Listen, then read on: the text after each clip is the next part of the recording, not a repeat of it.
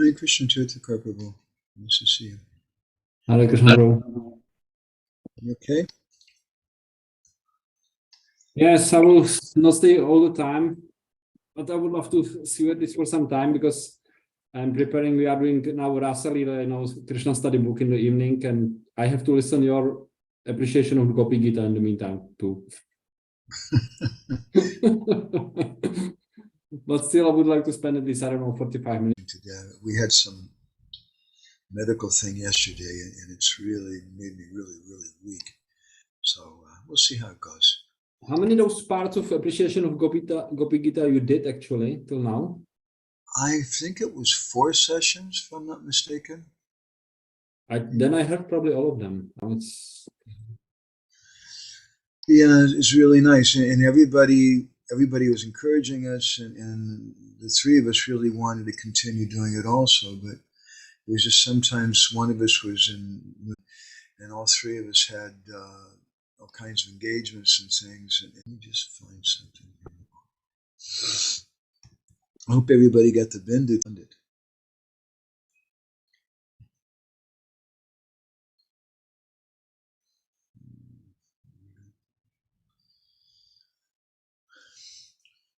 Goradraganya gana goda kopa briksham Gopala gada ratidam Yati singha gora govinda deshikavaram Namami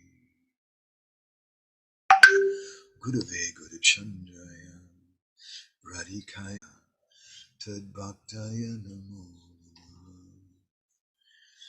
Bhubhischa Kripa Sindhu Bhyevacha Patitanam Pavanebhyo Vaishnavebhyo Namo Namah Jai Shri Krishna Chaitanya Prabhu Nityananda Shri Advaita Gadadhara Shiva Sari Gaura Bhaktivinode Hare Rama Hare Rama Rama Hare Hare. So we can recite this prayer together from Vishwanath Chakravarti Thakur's Narottam Prabhu-rashtakam. Shri Krishna Namamrita Varshivaktra Chandra Prabhad Vasta Tamobaraya Gauranga Deva Anucharaya Tasmai Namo Nama Shri Narottamaya. Again and again I offer my obeisances unto Srila Narottam Das Thakur. He is a true follower of Lord Gauranga Dev. The nectarian shower of the holy name of Krishna, radiating from the moon of his mouth, destroys the darkness of ignorance. Tirthakar Prabhu, can you hear me okay? I'm conscious my voice is really a little hoarse right now. I hear perfect. Okay. It was just complete transcendental ecstatic madness with the devotees and Agyar, in which was a big Harinam, and I did kirtan for a long time. And then yesterday we had this medical treatment, which they told me would make me tired. I didn't realize this much. It was pretty intense. Anyway, so we're continuing with our discussion on Prema-bhakti-candrika. Let's look back a little bit. In the previous verse, Narottam Das Thakur speaks about love, puja, and pratishta. Put this on the board here. Nakoriha asacheshta. Lava puja pratishta.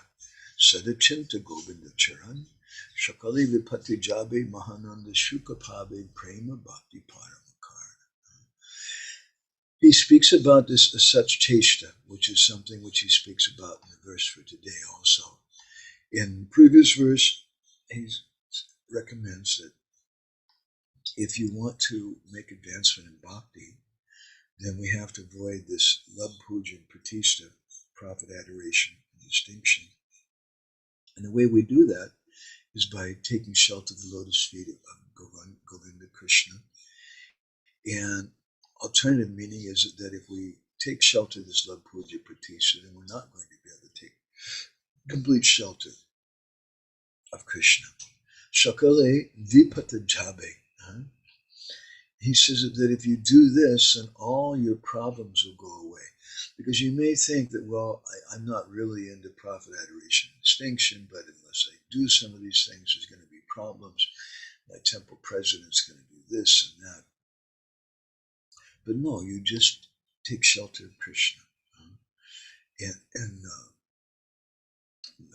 Srila Krishna Das Goswami says that sarva karma krita hoy, that this is what is Shraddha, Shraddha Sabri Visvaskali, Shuddha in his joy, that I just have implicit faith that bhakti will take care of everything.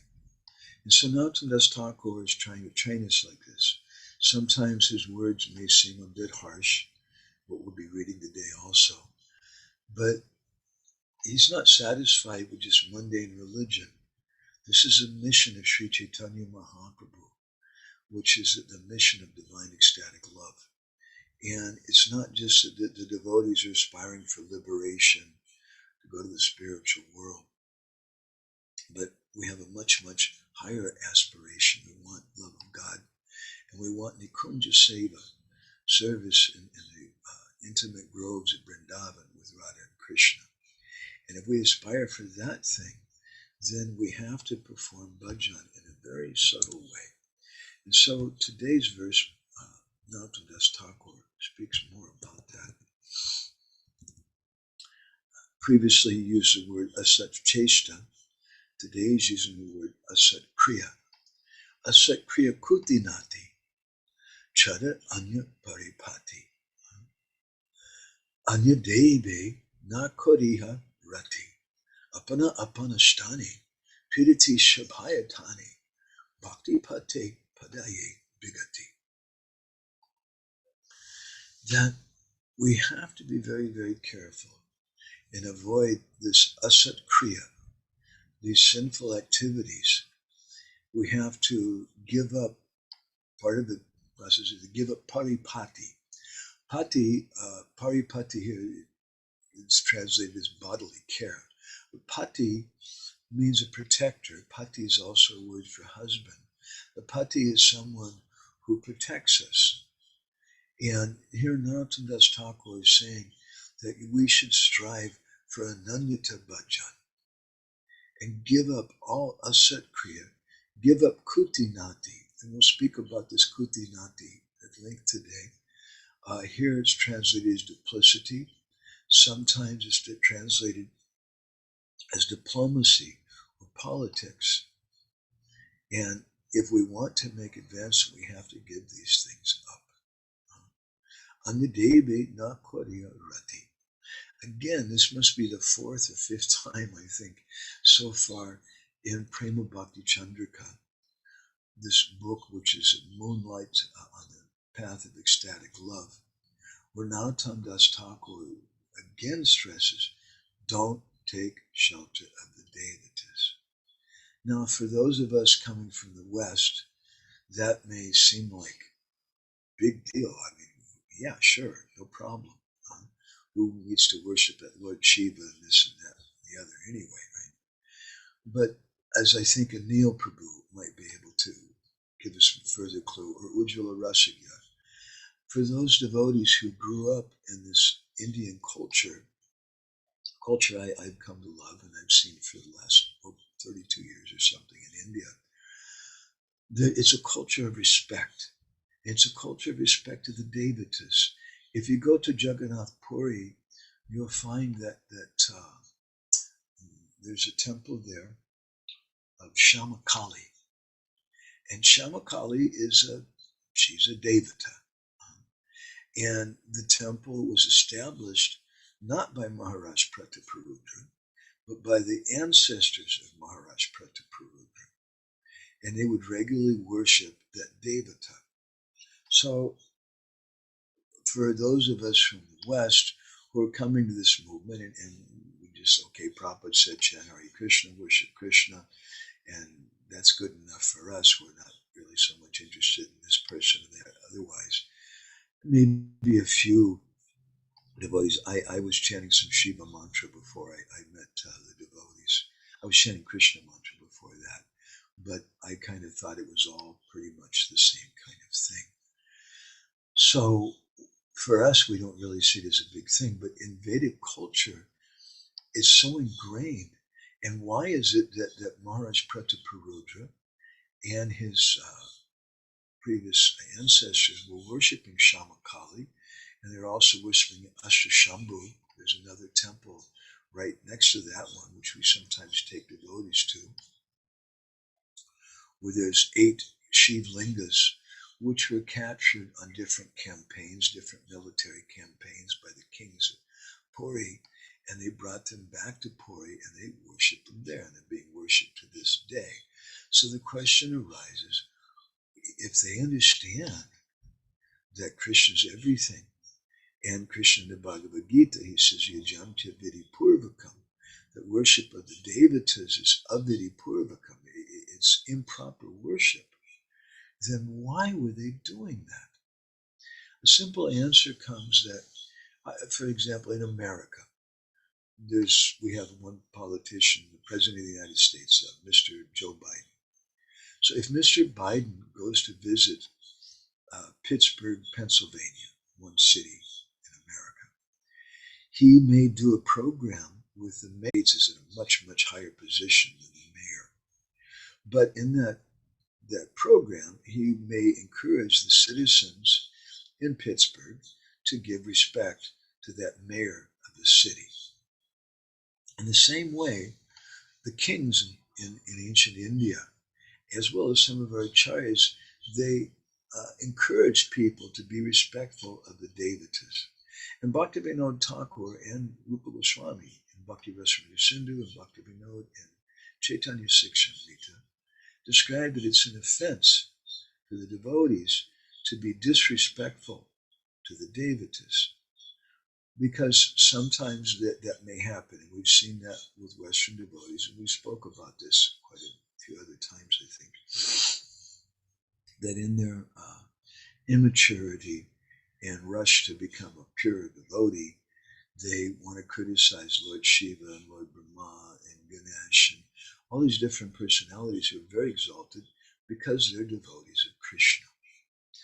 Nevertheless, Narottam Das Thakur is stressing again and again and again here, Anya Devi na Kohi Rati. So he doesn't really explain. And there could be so many different reasons. One thing that comes to my mind is that it's something subtle that Narottam Das Thakur is speaking here.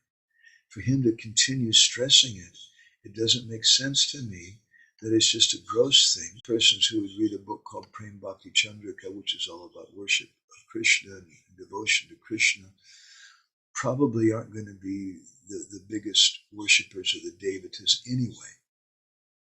So why is he saying this? So in some of our previous sessions, I'm just looking back in a way, we spoke about how there's a principle and how Prabhupada in one letter, he said that just as we have the 12 Mahajans, so also Krishna has the 12 Mahajans, so also we have our GBC members. And these personalities are like demigods. So this has some relevance, we'll see, I think we'll be able to bring out today in this discussion about this verse, how we shouldn't worship other personalities even in a subtle way. So then he goes on, apana apanastani, that we should understand as piriti shapayatani, that this path or this mundane love, which attracts everybody, if we get involved in these things, in Asat-kriya, Kuṭināṭi, in taking shelter of some other paripati, some other person who's going to take care of us. And this is why traditionally in Vedic culture, and it's a very, very important thing, I think, in our culture today, Krishna consciousness, that we don't take shelter of any other pati except for Krishna. We don't take shelter of the institution. We don't take shelter of temples. We don't take shelter of devotees. Give up advertising on Facebook for people to give donations for you to buy some new clothes or this thing or that thing. Just depend on Krishna. Fakir Mohan Prabhu. It's a wonderful sadhu. He told me once, he was pleased with us. We'd printed a new book or something, and he told me, he said, Madhavananda, if you always do this Granta Seva, you'll never become famous. You'll never be appreciated by everybody. He said the devotees who open temples and become temple presidents and things, they're the ones who get all that. He said, if you just do this Granta Seva, you'll never have that big position. And he said, you'll only have old, rotten clothes. He said, but all the devotees will love you. Now, somehow that hasn't really happened. Sometimes we've had old, rotten clothes, but we're doing pretty good. But the point being that devotees shouldn't want to take shelter of anyone else. And we hear the story of Chanik Pandit that he refused. If someone even wanted to make a house for him, then he would leave. Now, Srila Prabhupada allowed the devotees to build a house for him in New Vrindavan, in Mayapur, and many different places. And even, I think he requested sometimes for some place. It's not so cut and dry that if someone requests something, it may look like Srila Prabhupada is taking shelter of his disciples. Srila Prabhupada is taking shelter of his Guru Maharaj. Srila Prabhupada is taking shelter of Krishna. But he saw, oh, Krishna sent them, and they want to do this. And this is good for my service to my Guru. So in that way, I may accept it. But we should be very, very careful and not accept more things than what we need. And especially be very, very careful. Although we don't have this so much in our culture, in our society today, but for devotees who really want to practice bhakti, don't be dependent on others. I can't stress that enough. And it's a very difficult thing. I know many devotees who they live off of donations, and there's nothing wrong with that. But when you ask for that, when you request that, and we spoke something in our last session about what is it? Something Britti, or my brain's not working so well today. And Krishna's Kaviraj Goswami is saying that we should adopt the activity like Madhavendra Puri of simply accepting whatever Krishna sends to us. Now that's not such an easy thing to do, because we may see our boss may be our pati. He's giving us money, the temple president, someone.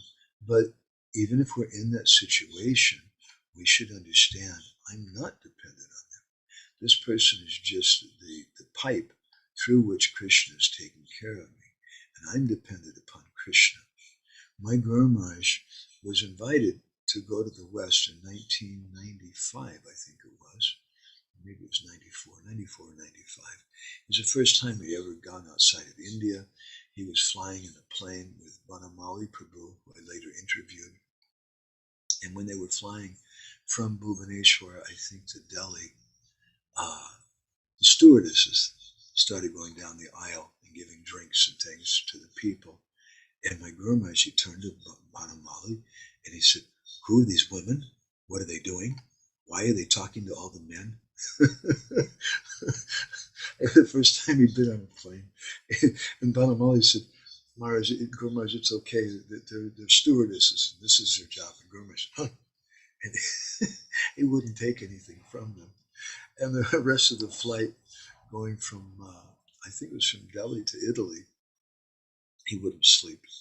And so he arrived in Europe, and he didn't speak the languages. He didn't know where to go. It was the first time he'd been outside of India. He was really a small village person going to the West. And when he arrived in one country, one of his old friends, a disciple of Srila Prabhupada, invited him to give a class in his home. And Guru Maharaj, without hesitation, certainly agreed. That's why I'm here. This is my godbrother. Not only was it a godbrother, but it was a godbrother who Srila Prabhupada instructed to give money to help the Bhubaneswar temple, and that devotee had been doing so. And so Guru Maharaj went there and class. And then later he went back to the temple. And when he arrived back at the temple, the local GBC zonal acharya at the time called for him to come to his room. And our Guru Maharaj went there. And when he arrived in the room, this zonal acharya devotee was there, surrounded by some of his followers. And he started shouting at our Guru Maharaj very loudly and chastising him, and told him, how dare you go to that person's house? Who told you you can do that? And my Guru Maharaj had no idea, but there was some local politics. And this particular zonal acharya, who I don't want to mention, was someone who did a lot of service for Srila Prabhupada. And I respect him, in spite of what I'm about to tell you, what he did to my Guru Maharaj. But he was very angry because there was some politics, and this particular godbrother of Guru Maharaj that he went to his home wasn't a supporter of that zonal acharya. And the zonal acharya basically disowned him and kicked him out and forbade him to come to the temple. Guru Maharaj didn't know any of that. He was just simple. He went to his home, gave a talk. When he came back to the temple, the zonal acharya called for him and started shouting at him, how dare you do this? And then that zonal acharya told him, out, get out.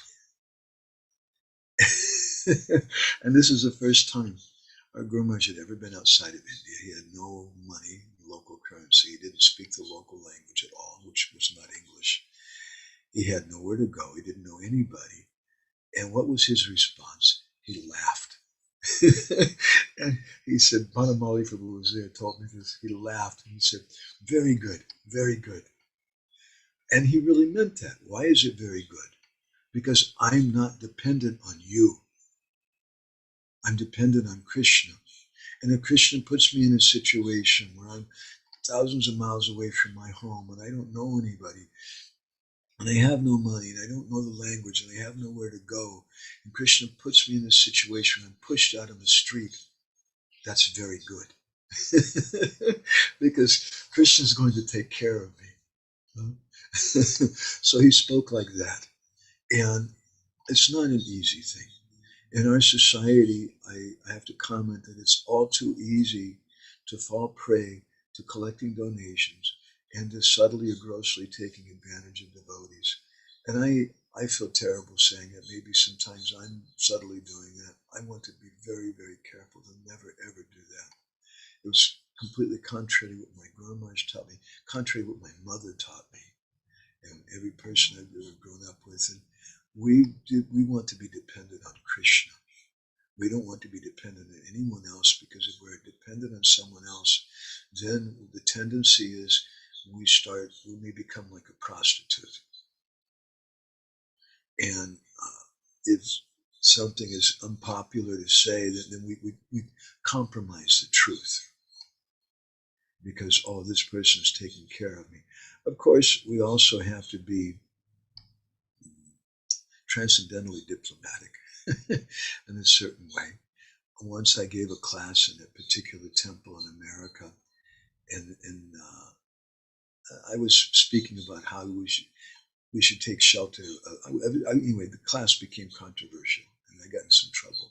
And later on, I asked my Guru Maharaj about it. And twice he told me, don't compromise, speak boldly. And then the third time I mentioned it to him, because it became quite a controversy, the class. But that time I told him what I said. And in the class I was speaking about how we should take shelter of a Mahabhagavat devotee, which is what Srila Prabhupada said in the purport. And at the end of the class, the temple president, and I was a bit young at that time. This was, 35 years ago or something. At the end of the class, the temple president said, well, Prabhupada said, all my disciples are pure devotees. Why do you? And I wanted to be diplomatic a little bit. I said, well, yes. I said, but there's pure devotees and there's pure devotees. And some of those disciples of Srila Prabhupada have become male striptease dancers and things. So how do we? And when I said like this, one of the devotees who was sitting in the front of the class, in front of about 100 devotees, snapped his fingers very loud, turned around and pointed to the temple president who said that thing, and very loudly said, "Ha, gotcha," like I defeated him. Temple president's face looked like it was going to explode. It became bright red, and he got up and walked out, and it was a whole scene. So when I mentioned later to my Guru Maharaj what I had said, he said, "You spoke that there?" He said, "No, you should not have done that." So it's not diplomacy when we speak according to a particular people in a particular place. And sometimes there's some attachment they have. But we should, and we, because of that attachment, sometimes we can't say certain things maybe, but then we should find other ways to say it, because we shouldn't compromise the truth. If someone's not ready to listen to us, Shradadani Vimukhe Pashinvati is Chopadesha Shivanama Paradha, it doesn't mean that we can't preach, but it means we have to present things in such a way that they won't be disturbed by. And Srila Prabhupada also spoke about that. And this is a relevant topic today because there's so many people who say that, well, Prabhu, you should just speak the truth, even if it means just going and sticking a stick in someone's eye, poking them, and that's the truth.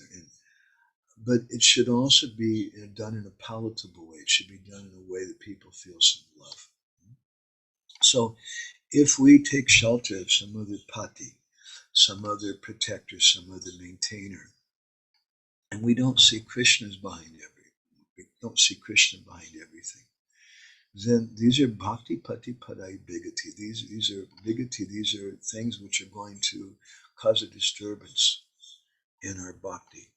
Vishwanath Chakravarti Thakur, his comment on this verse, and he says that this verse speaks about different subtle obstacles that are there in bhakti, and that even after we give up the gross irreligious activities, Vishwanath Chakravarti Thakur comments that these subtle activities may still make one incapable of following the path of bhakti.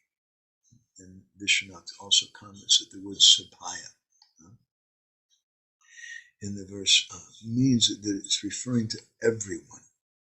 This is something that we should all be careful about.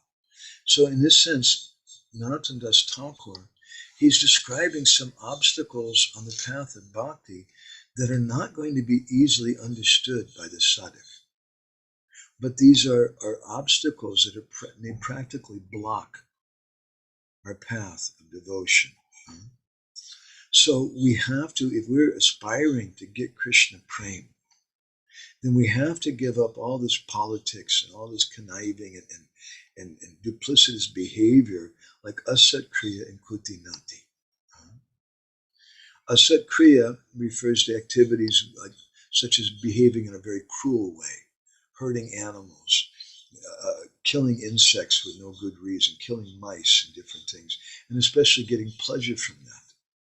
I remember one leading devotee in a temple I was part of for many years before, who was doing so much wonderful service and always helping the devotees and doing so much preaching and things. But he also had another bit of a side to him. And maybe I've told this before here, I don't know. Actually, it's where I first met Makanwa, Govinda Maharaj, and Neil Prabhu. It was in the LA temple. And there was this senior devotee who took a fire extinguisher and filled it up with purple snow cone syrup. Now, for those of you who maybe not, you're fortunate you're not from America, you don't know what snow cone syrup is. It's a really super sticky, nasty, mostly sugar thing, and the color is artificial color and things. Anyway, he filled it up with that syrup, and then he was going around places 1 or 2 blocks away from the temple where street people were laying asleep or drunk, and he'd start spraying them with this thing. So, and he thought that was hysterically funny. That's such cruel behavior. That's Asat-kriya. And it's a great obstacle to bhakti. Stealing things is an obstacle to bhakti. And some people will say, well, I just borrowed this thing from Tirthakar Prabhu, and he hasn't asked for it back. Yeah, so it's really not stealing that I don't return it. we made, and that's also kind of Kuṭināṭi, or kind of duplicitous diplomic activity. That's Asat-kriya. And we had to be very, very careful. Oh, I'm a devotee, Prabhu. It's not the same. Sometimes you go to purchase something in the shop, and the person, you give them $10, and they're supposed to give you $2 back, and they hand you a $20 bill instead. And a devotee, some devotees I know, they'll say, "Oh, Krishna sent that." and I'm a devotee, Prabhu, so so it's okay for me to take this. So we should be very careful. This is a kind of thing that Narottam Das Thakur is warning us about. This is all Asat-kriya, this is all Kuṭināṭi. These are subtle things which make powerful obstacles in the form of our bhakti. A devotee doesn't want to accept anything unless someone wants to give it. I was there speaking about my Guru Maharaj again because it's something I saw. When you see renunciation in action, it's much more powerful than just words that are spoken in verses and philosophy and things. And once I went along with one of my godbrothers in to see our Guru Maharaj, and this godbrother gave a large amount of money to Guru Maharaj. He put it down his desk, and Guru Maharaj, this is a donation for you. And Guru Maharaj wouldn't touch it. and he just looked at him and said, "You are a householder? Can you afford this?" And he said, "Yes, Guru Maharaj. It's a."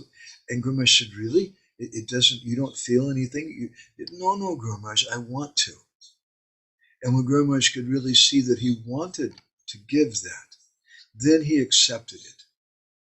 So devotees are representatives of Krishna. And as such, they're collecting. And for many years in North America, I was a collector on the streets with stickers, bumper stickers, and sometimes records and this thing and that thing, because we were collecting. We were doing it for the BBT. We were doing it sometimes for Food for Life. Probably less than what we were telling people, but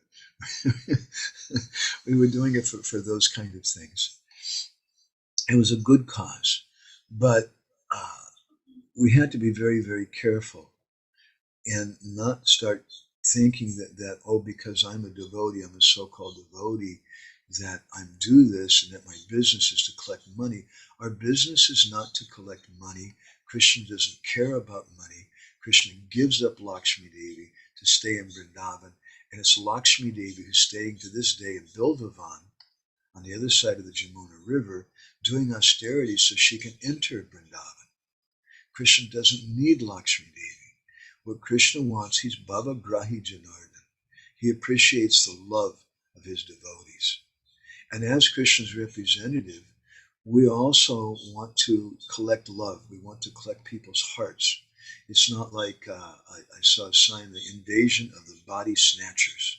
There's a horror movie where someone, I don't know, there's dead bodies or something, and they're collecting dead bodies or something. It's not that Krishna wants dead bodies. What Krishna wants is hearts. And so for devotees, we should be very, very careful to accept that. And if something is not coming from the heart, and especially if something is coming because someone wants to control us or influence us with giving something, we should be very, very careful about that thing. So we had to be careful about aparads. I'm not going to go into that so much here. But there's 32 seva aparads and 10 nama aparads. But aside from it, there's also different ordinary sins that create grave offenses to the holy names and to the deities, which can block attainment of prema. So things like when we're having discussions and we start criticizing some other person, we start making fun of the way someone looks. We make fun of someone because they're fat or because they can't speak English very well or something. That's a subtle offense. And by doing that, it's going to be detrimental to our bhakti. By hating someone just because they're from a particular country, or because they follow a particular political leader or something. That's a subtle offense, which for ordinary people, those things are very insignificant. But for sadhaks, these things can turn into very grave offenses that'll become very powerful obstacles to obtaining prema. So Narottam Das Thakur is warning us about this. We have to be careful when we're joking, we're dealing with other people. We should be careful about lying. We should be careful about taking other people's property. Sometimes in the ashram, my God, I was so shocked when I first moved into the temple in Los Angeles. I thought, this is the spiritual world, and these guys are all just so advanced and so wonderful. And it's a fact. All those devotees were so wonderful and so very, very special. And they gave us our Brahmin underwear, they called it that time. They gave us a dhoti and some Brahmin underwear and things. And I was very shocked. The next day, I washed my Brahmin underwear and I hung them up to dry. When I came back, someone had taken them. And I came to find out it was not an uncommon thing in the ashram, where devotees take someone else's shoes or something. And it's really not a big deal in one sense. But why? I'm just borrowing the shoes. I remember my shoes disappeared so many times in Los Angeles, and I would walk around the community looking for someone who had my shoes on. Or sometimes you look for a pair of shoes in the shoe stand that look like yours, because maybe they just got it wrong, but they're a different size or something, and then you go to try to find a person. These are very small things, but we should be very careful and not think that as devotees it doesn't matter. Speaking harshly to other people, we may think that this is not an important thing, but Vishnu Chakravarti Thakur comments that this is part of Asat-kriya, acting in a cruel way. Again, for common people, it's not a big deal at all. And they're always speaking in a harsh way. Indeed, Jai Gaur can testify to this if I'm correct or not, Jai Gaur, you're there. In New York City, if someone likes you, they just tell you, hey, drop dead. You know, you stink, man. They just speak in the most harsh way. That means they love you in New York City. And sometimes there's a culture that, which is not a good culture, and we should be careful. Sometimes as devotees, we think also that I can afford to speak in a harsh way about others because he's a junior devotee and he shouldn't have taken that much prasadam, or he made this mistake, he did this thing and that thing, and it's nothing wrong with me chastising him. So we should be so careful about that. And we should understand what is this Kuṭināṭi. Kuṭināṭi indicates deceitfulness and absorption in other things. So in Bhakti-sundara Jiva Goswami, he indicates that one kind of Kuṭināṭi then is when we're externally worshipping or giving respect to sadhus and Vaishnavas, to gurudeva, to the Lord, but internally we don't really have faith in them. And that's called kapatata, or deceitfulness. That's the behavior of Kuṭināṭi. It causes great pain in my heart. And I've seen it so many times in our society. Sometimes even in places in Orissa, a senior devotee may come, and because he's a sannyasi, because he has a position of guru, then the devotees start singing Sri Guru Charana Padma. They've never met him before. How is he the Sri Guru Charana Padma from me? This is a kind of Kuṭināṭi. Our worship has to be done from the heart. It has to be genuine. It doesn't mean that we can't be respectful. We can certainly respect someone and see, oh, this person is a senior devotee. This person has a position of guru. This person is a sannyasi. I give great respect to that. But for me to worship is an activity that takes place from the heart. So if I'm doing that thing, I'm giving that worship, especially if I'm singing some song like that, but my heart is not there, I'm just doing it externally. That is Kuṭināṭi. And Jiva Goswami explains that this kind of behavior, it comes because of Vaishnava aparad that we've done in this life or in previous lives. And this kind of duplicity, Kuṭināṭi, is a very powerful obstacle to bhakti. So the word Kuṭināṭi has a number of different synonyms in Sanskrit. Chala, Chaturi, Pratarana, Vanchana, Satata, Dhurtata. These are all synonyms of Kuṭināṭi. Chala means, we say chala dharma sometimes. It means cheating or fraud. Literally the word chala, it's the opposite of the word nishta. It means something which is unsteady or fickle. So our bhakti should be steady. If it's not steady, then that's not true bhakti. It's chala bhakti. That's a kind of kapata, Kuṭināṭi. Chaturi. Chaturi is another similar word. It means someone who's very shrewd or very charming. And they speak very nice words to you externally because they're very clever, but they don't really mean that. So this is a great obstacle in bhakti. Pratarana. Pratarana means when someone, again, is pretending to be something they're not. They're cheating or deceiving. Vanchana is another word. Vanchana, again, means to cheat. Satata. Satata sometimes is translated to be a criminal. It means someone who has an attachment to malice and wickedness. So that also is a kind of Kuṭināṭi, that I'm externally appearing like something, I'm worshiping, but really I have this anger, this malice toward them. Dhurtata. Dhurtata is a cheater or a rogue. It's someone who causes injuries or hurts someone else. So these are all subtle things. And if these things are applied to exalted Vaishnavas, to any Vaishnavas, but especially exalted Vaishnavas, and most especially to Sri Gurudeva, then they become terrible offenses. And so terrible, these offenses, that even if you do this thing, what will happen is that repentance, you won't come to your heart. You won't feel bad about it. You'll think, oh, this was good. That person deserved that.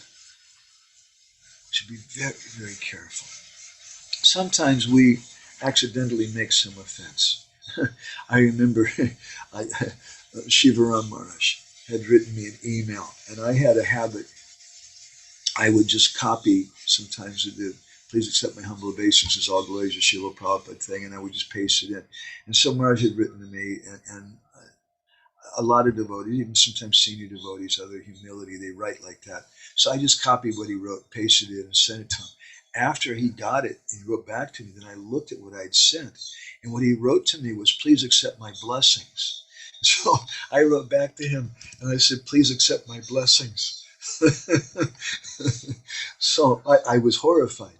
And I said, Maharaj, please forgive me. He was just laughing. He said, this is not a big thing. Sometimes by accident, something happens. We commit some offense to a sadhu. We step on their foot. We say something. We speak even in a harsh way to somebody because we're just having a very bad day and someone's pushing us or something, and we erupt in a kind of angry way. But then all of a sudden we realize, oh my God, what have I done? This is a Vaishnava. This is a senior Vaishnava. And then we beg apology. But the danger of this Kuṭināṭi is that when we get caught up by this Kuṭināṭi, is that we won't feel any remorse. We won't feel any repentance. We'll think, no, this is good. Because this pride that comes to our heart. And because of this, our absorption and our bhajan will gradually, day by day, diminish. Shastra describes that we should eat and sleep according to what's needed for our bhajan. And if we do less than that, then our body and mind may become disturbed, and that may harm our bhajan. And in the Bhakti Rasamrita Sindhu, Srila Rupa Goswami, he quotes a verse from the Nardiya Purana. Yavatasya sunirvaha sikuryat tavat artivat adikye nyunatayam cha shavate paramartata. That the Narada Purana describes that someone who's a sadhak, who wants paramartik, who wants the highest thing, then they should be careful. They should only collect as much wealth, as much material things that they need to maintain their bhakti. Because if they accept too much or too little, it'll make them deviate. Jiva Goswami, this verse is quoted in the Bhakti Rasamrita Sindhu. Jiva Goswami is Durgama Sangamani commentary. He comments on the word swa-nirvaha for the survival of our bhajan, for the survival of our bhakti. We accept something for that. And that indicates also that we might accept even what's more than necessary for our body if it's used for the Lord's service. And Srila Prabhupada did like that. He accepted so much for things. Bhaktivinode Thakur in Bhajan Rahasya comments on bhogi. Dravyadi svikar kore bhakta nahi bhogi. That a devotee who accepts whatever he needs to maintain his lifestyle, that devotee, he's a yogi. He's not a bhogi. He's not a sense enjoyer. But we should be careful. There's a lecture from Srila Bhaktisiddhanta Saraswati Thakur that I was looking at in this regard, which is found in the book Bhagavat Tatparja, which I'll share with you here. Srila Bhaktisiddhanta said, "It is always better to proceed slowly in every kind of understanding, just like saccharin, which is produced from tar. It's too sweet to eat directly, and one has to take a small portion and dilute it with either water or milk before consuming it. The vibration of the sound swings to and fro. If it's too loud or too soft, one cannot hear it properly. Similarly, by too much eating, one gets indigestion. One should eat only as much as one is able to digest. We should proceed slowly in every kind of understanding." I like this point very much. I remember when we first started associating with our Fakir Mohan Prabhu, I started coming to him with every kind of controversial thing you can imagine. And what do you think of this? And what about this and that? And finally, at one point, he said, "You should think about this maybe for many years before you come to a conclusion." And Srila Bhaktisiddhanta is saying it's better to proceed slowly in every kind of understanding, especially if it's something controversial, because different devotees may have different feelings. It's natural we'll also have a feeling, but we should be take our time and be slow and not jump on the, as we would say in America, on the bandwagon and start criticizing people because they're not supportive of that or something. So this Kuṭināṭi is very, very detrimental. This Kuṭināṭi is described by Srila Raghunath Das Goswami in his Manasiksha. Yes, Gaunitai, I was thinking of you. I knew you'd be thinking of this verse. Such a nice verse. Let me see here. I'll do something with this verse.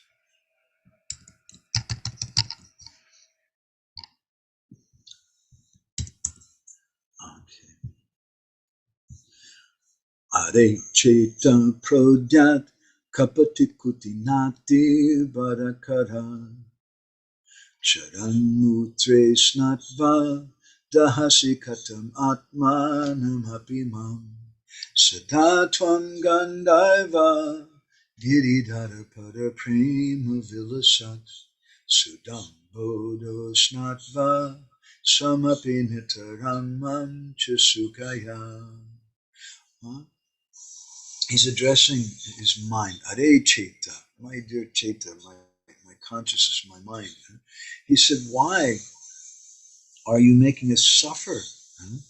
It's such a nice translation, I like it. Why are you scorching us both by bathing in the prominent defects of deceit and fault-finding? These arise out of duality and are like the oozing urine of a donkey. Why are you taking bath in donkey urine? You should always bathe in the nectarian ocean of Prema Bhakti, arising from the lotus feet of Sri Sri Gandharvika Giridhari. Thus, give us both endless pleasure. So this Kuṭināṭi, this kapata, this deviousness, or it's translated here, hypocrisy, it's a very subtle thing. We have to be very, very careful. Bhakti is a very, very subtle thing. It's the most subtle thing. It's like a fragrance. A fragrance in the wind, fragrance is carried by the wind, and you can't see it. And similarly, in bhakti, there's a kind of fragrance to our behavior, to our mood. And Krishna's looking to see what that is. And we have to be very, very careful. Bhaktivinode Thakur, in his commentary on this verse from Raghunath Das Goswami, he says that Prodya kapata Kuṭināṭi bharakarakshanan mutre snatva, that bathing in the trickling urine of the donkey of hypocrisy, this is something which may be present, he says, in the devotee, even after the devotee takes to the path of sadhana. And someone may think that yes, I'm rightly situated in my bhajan, I go to Mangal Artik every day, I dress properly with dhoti and kurta and kunti mala and tilak, but they may be hypocritical at heart. And so he says that person is like someone who considers himself to be pure by taking bath in the burning urine of a donkey. Oh, I'm taking bath, see? But what are you taking bath in? Are you taking bath in Sudha Bhakti, or are you taking bath simply in some external things, a bhajan where you're trying to make some impression on people? Bhaktivinode speaks about 3 types of bhakti sadhaks in his commentary on this verse from Raghunath Das Goswami. And we've mentioned sometimes before, he speaks in many places, as does Baladeva Vibhushan, these 3 types of sadhaks, the Parinishita, the Swanishta, and the Nirapekya. The Parinishta sadhak gives up all the different rules and regulations within Varnashram. And they're simply interested how to please Krishna. The Swanishta sadhak, they think they have to follow all the rules and regulations of Varnashram Dharma to please the Lord. And Bhaktivinode says that the Nirapekya sadhak, that's someone who just gives everything up, and they're renunciate. And he says that all 3 of these people only benefit when they're giving up Kuṭināṭi, when they're becoming thoroughly honest. Otherwise, if they take shelter from some deceitfulness, they're vanquished.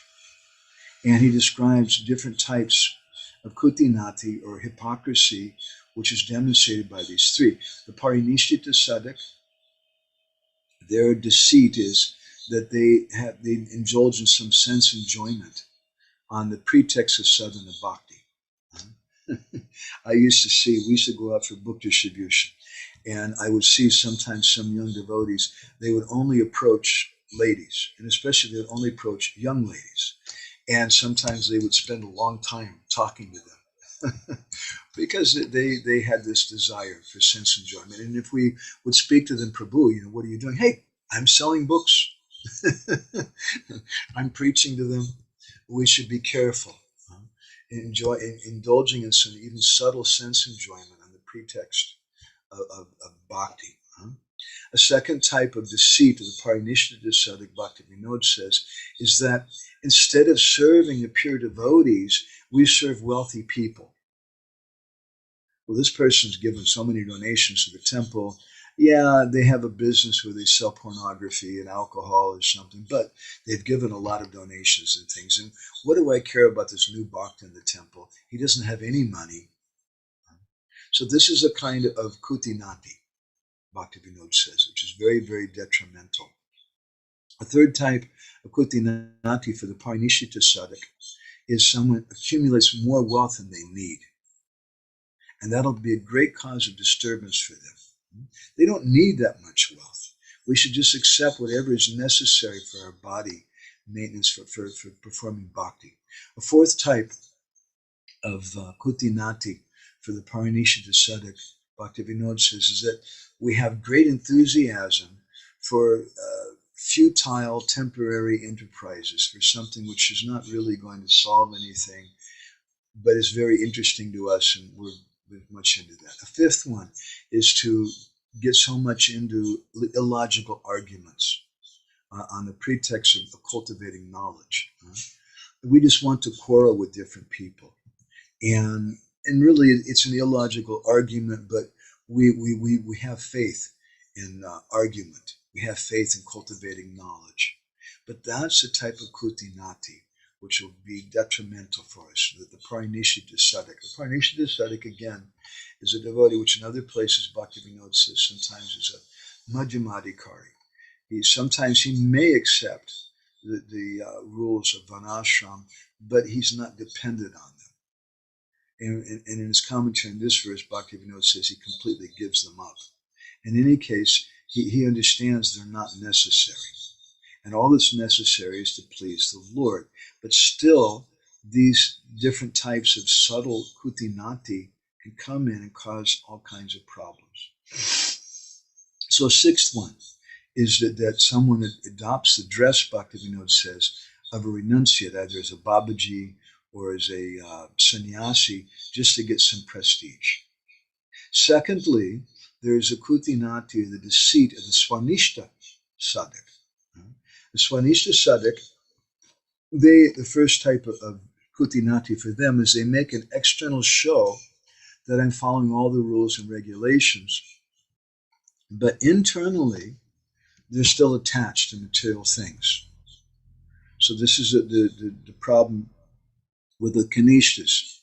They're externally following the rules and regulations of Varnashram Dharma or Vaidhi Bhakti, but inside we're attached to material things.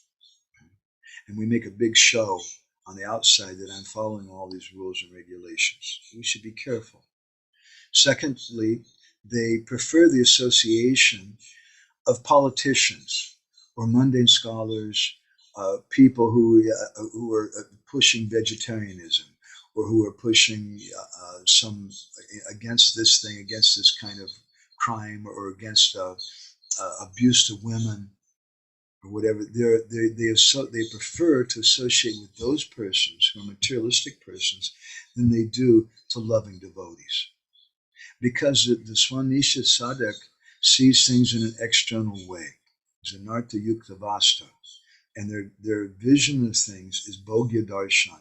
It's for my own pleasure. So even when they associate with people, they prefer to associate with great persons like Gandhi. Oh, Gandhi was a vegetarian, and Gandhi did this and that. Or they'll prefer to associate with someone from the Greenpeace or something, because they're caring about the whales, and the devotees don't care about the whales. Or they'll be, because they're taking care of this thing or that mundane thing. They prefer that to association with the devotees. And Bhaktivinode says this is a type of Kuṭināṭi, because you should be attached to the devotees and not to these external scholars and yogis and materialistic people. Then there's the Kuṭināṭi of the Nirapeksha Sadhak. The Nirapeksha Sadhak is generally a Babaji or a sannyasi. And Bhaktivinode, he gives, I think, 6 different ways that they may have Kuṭināṭi. The first is they have some pride. They think that I'm a very elevated Vaishnava because I'm wearing this dress and I have this danda and I gave up these things.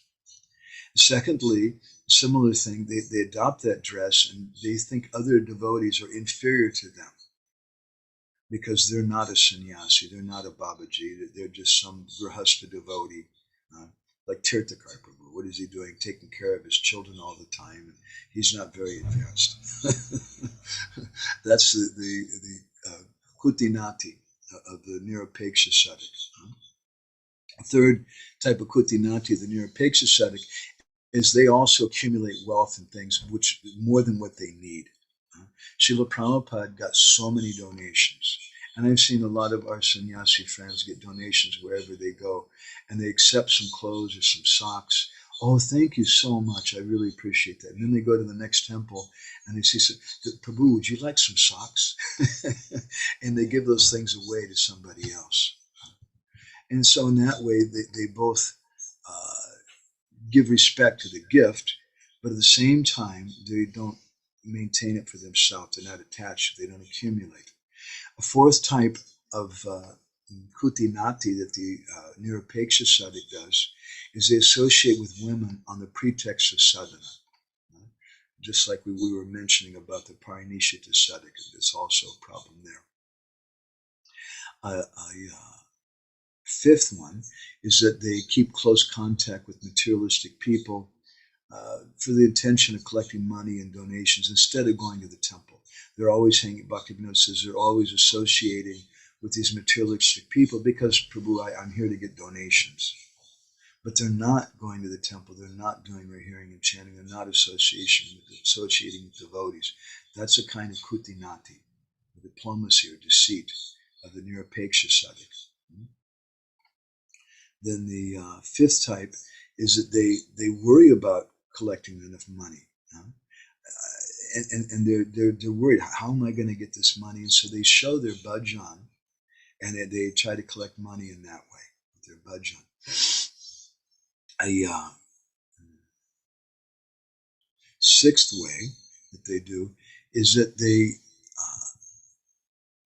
they make their attachment for Krishna weak by giving more importance and respect to the external dress and symbols of the renounced order, rather than being overly attached to the rules and regulations of renunciation. Instead of following all the principles of bhakti, they're more attached to the external rules and things of it.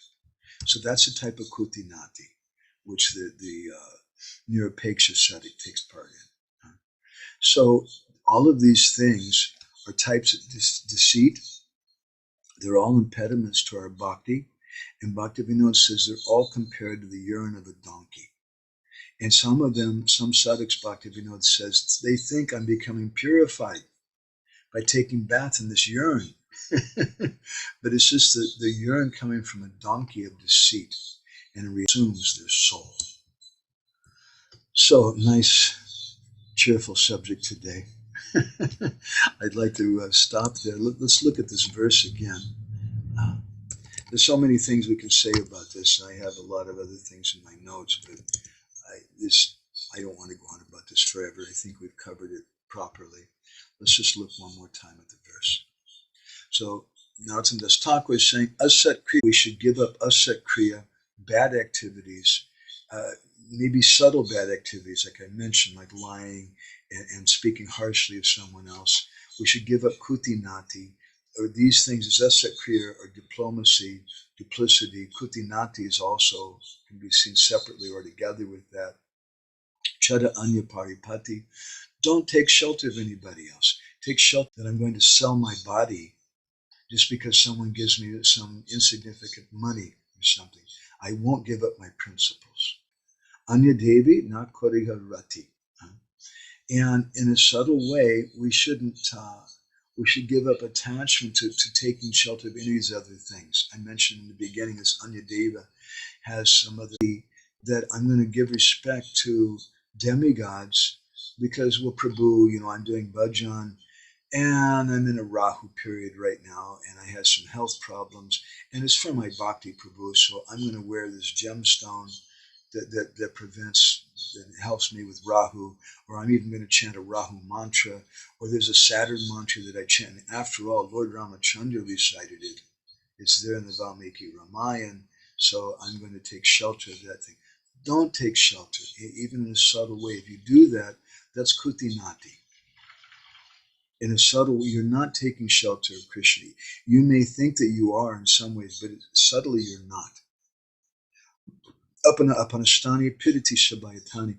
Give up our attachment, our love for so many other mundane things. Sometimes we have attachment and love for our place of birth, even as devotees.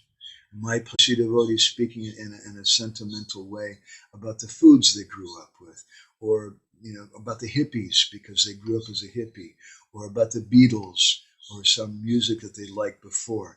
We have to give up our attachment to those things. Now again, for common people, those attachments are not a big deal at all. But for devotees who are on the path of prema bhakti, these subtle things can be great obstacles. Bhakti pati padaye. Bigati. When these things come, then they're going to stop our bhakti. So I'm going to go ahead and stop there. And I'm going to take just a break for about 2 minutes. So, dear devotees, I hope everybody doesn't mind. We'll be right back.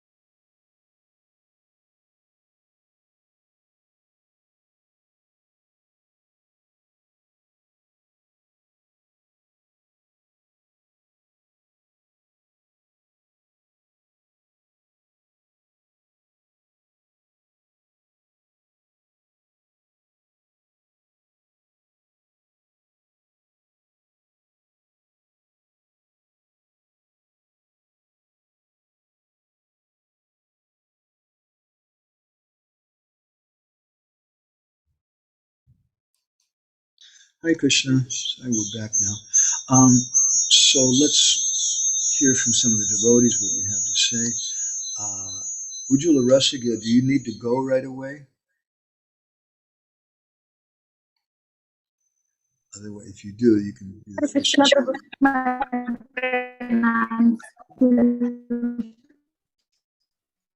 I don't. Thank you. Thank you. Thank you for the katha. My quick reflections are bhakti is very subtle, and the devotees, when they practice, they can only appreciate so much as their purity allows. So it's a gradual thing. And second thing is, though we want to speak the truth, we want to see that it does not agitate whoever is listening to it. We should be very careful. I think these are the ones that have. Prabhu. Can you hear me, Prabhu? Yeah, you're kind of going in and out. I'm trying to listen carefully. I will text Prabhu. Thank you so much. Okay. It's nice seeing you, Brajaban. Excuse me, Ujjwala Rasika. Thanks. I'm going to read a couple things here.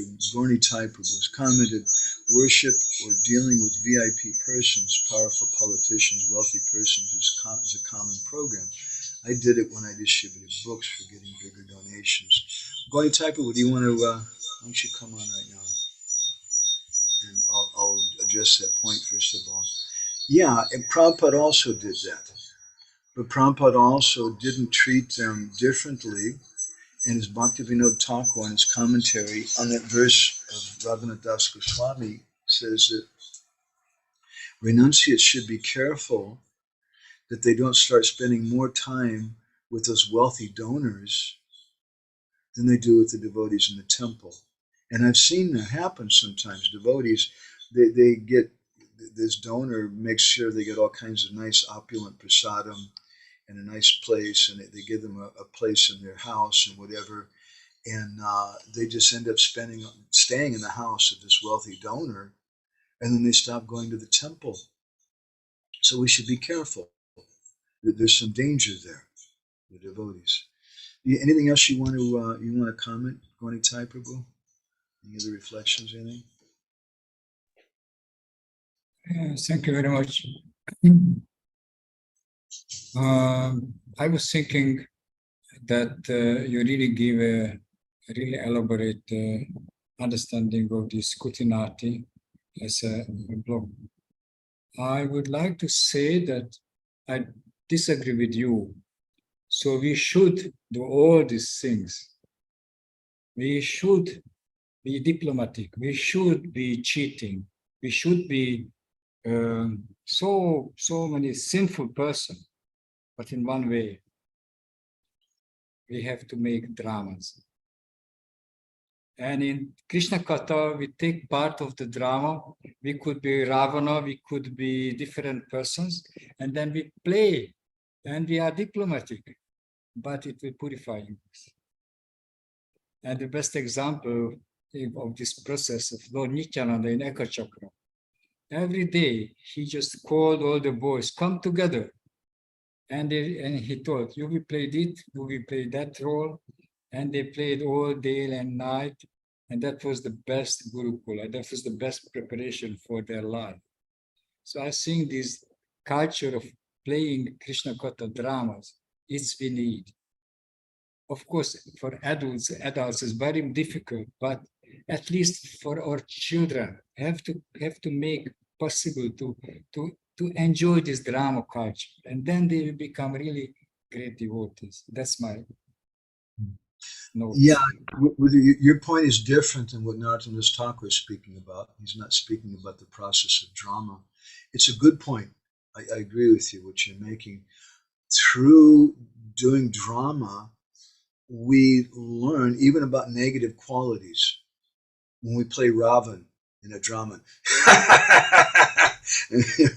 we act like this and this, then we can see and understand how detrimental, how evil something is, and how bad that thing is. And that's beneficial for us in our bhakti. And we may play, sometimes devotees play lust, anger, or greed, or something personified in a drama. And the devotees are really horrified sometimes when they see that. And the devotees who are watching that also benefit. And this is what you're speaking about in Ekachakra with Nityananda Prabhu. But when we start doing that in the ashram, we're staying in the brahmachari ashram, and we think, yes, I'm putting on this show like this, and nobody knows that it's a drama. And we're not thinking that's very dangerous. And it happens sometimes. I remember I was a new bhakta in Los Angeles. I just joined it after like a week. And one of the first services they gave me, they said, okay, new bhakta, you go in the cookie factory. And we had this factory, we bake cookies. It's a great place for new devotees because you get to eat a lot of cookies. Also, prasadam cookies, which the devotees were taking out for distribution and things in the street. And we had a person, a more senior devotee, who was initiated, and he was in charge of the cookie factory. And we were giving all respect. But after a few weeks, one day he just left with all the money from the cookie factory and ran away. And it was quite a shock to me. Whereas before that, he was acting like, I'm a very dependable person. I'm a team member. I'm a this and that. But that's Kuṭināṭi. He's just putting on a show of that. And it was a shock for me as a new devotee, but it was also Krishna's mercy. We got some opportunity to see something. Okay. Thank you, Gauni Taipu. How are you holding up on the weather and things there? 35 just now. Wow, it cooled down, huh? Yeah. After rain, still very hot. It's been like 12 degrees or 15 degrees here or something still. I will send you a few degrees. I cannot swim. The water is more warm than my body, so it's warming up in the Jalangi, it's a very difficult time. Anyway. It gets that warm too. A lot of times the bacteria and things come in the water too. Yeah. Okay. Thank you for your asking. Thank you. So Gauni Taipu made another comment here just to point out, because some devotees were asking, what was the question? Who asked that? Oh, it was Brajaraj Gopal Prabhu, where we read about these different forms of Kuṭināṭi mentioned by Bhaktivinode Thakur. And Gauni Taipu correctly answered, it's a Bhajan Darpan Digdarshani Britti, which is his commentary on Manasiksha. And if someone reminds me later on, I can paste in the section where I was speaking from. And I wasn't just reading a translation, I was kind of extemporary speaking about it, trying to speak about the points of it. Okay, thank you, Gaunitai Prabhu. Ujjala Rasiga is still here, so I'm going to read her comment. I think she's still here. Is Ujjala still here? Yes, she is. She said, when speaking the truth, it should not be agitating to the listeners. Can this be commented on more? Well, I'll give you a few examples. Srila Prabhupada sometimes would say that to anyone who's not a devotee, they're just a hog, they're hogs, dogs, camels, and asses. And they're not human beings in that. So sometimes as new devotees, we take that and we meet some new person, we just say, if you're not practicing bhakti, you're just a pig. You're just a dog. You're this or that. Yeah. And we'll think, what's wrong with that? Prabhupada said that.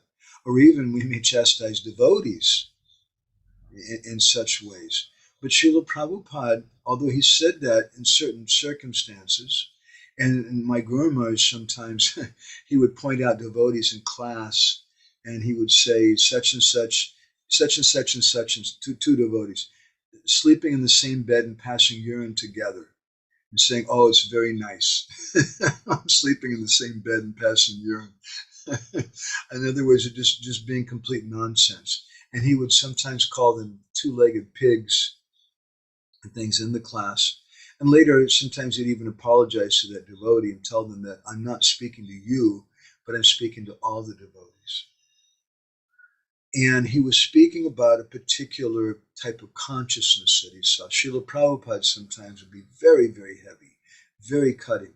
But other times, as we sometimes tell the story, when Prabhupada was in South Africa, the devotees had been there for quite some time, and because of apartheid, it was very difficult to get to rent a place. And so finally they managed to rent something. They had to wear Western clothes and hats and things. And the lady who owned the house didn't know they were devotees until the next morning at 4:30 in the morning. She was living next door to the house she owned. And when the devotees started doing a loud Mangal Artik, she wasn't very impressed. And so after that, she started speaking very harshly to all the devotees and criticizing them and saying terrible things. She was very angry. And later, Srila Prabhupada came. And Prabhupada was there that night, and the next morning he wanted to go for a morning walk. The devotees looked out the window. They saw that nasty lady out in her yard, and they said, Prabhupada, maybe it's better if we just walk inside the house today. And Prabhupada said, what are you talking about? Walk inside. We'll go outside. And they said, well, Prabhupada, this lady's there, and she's very angry. And Prabhupada went outside and walked straight up to her.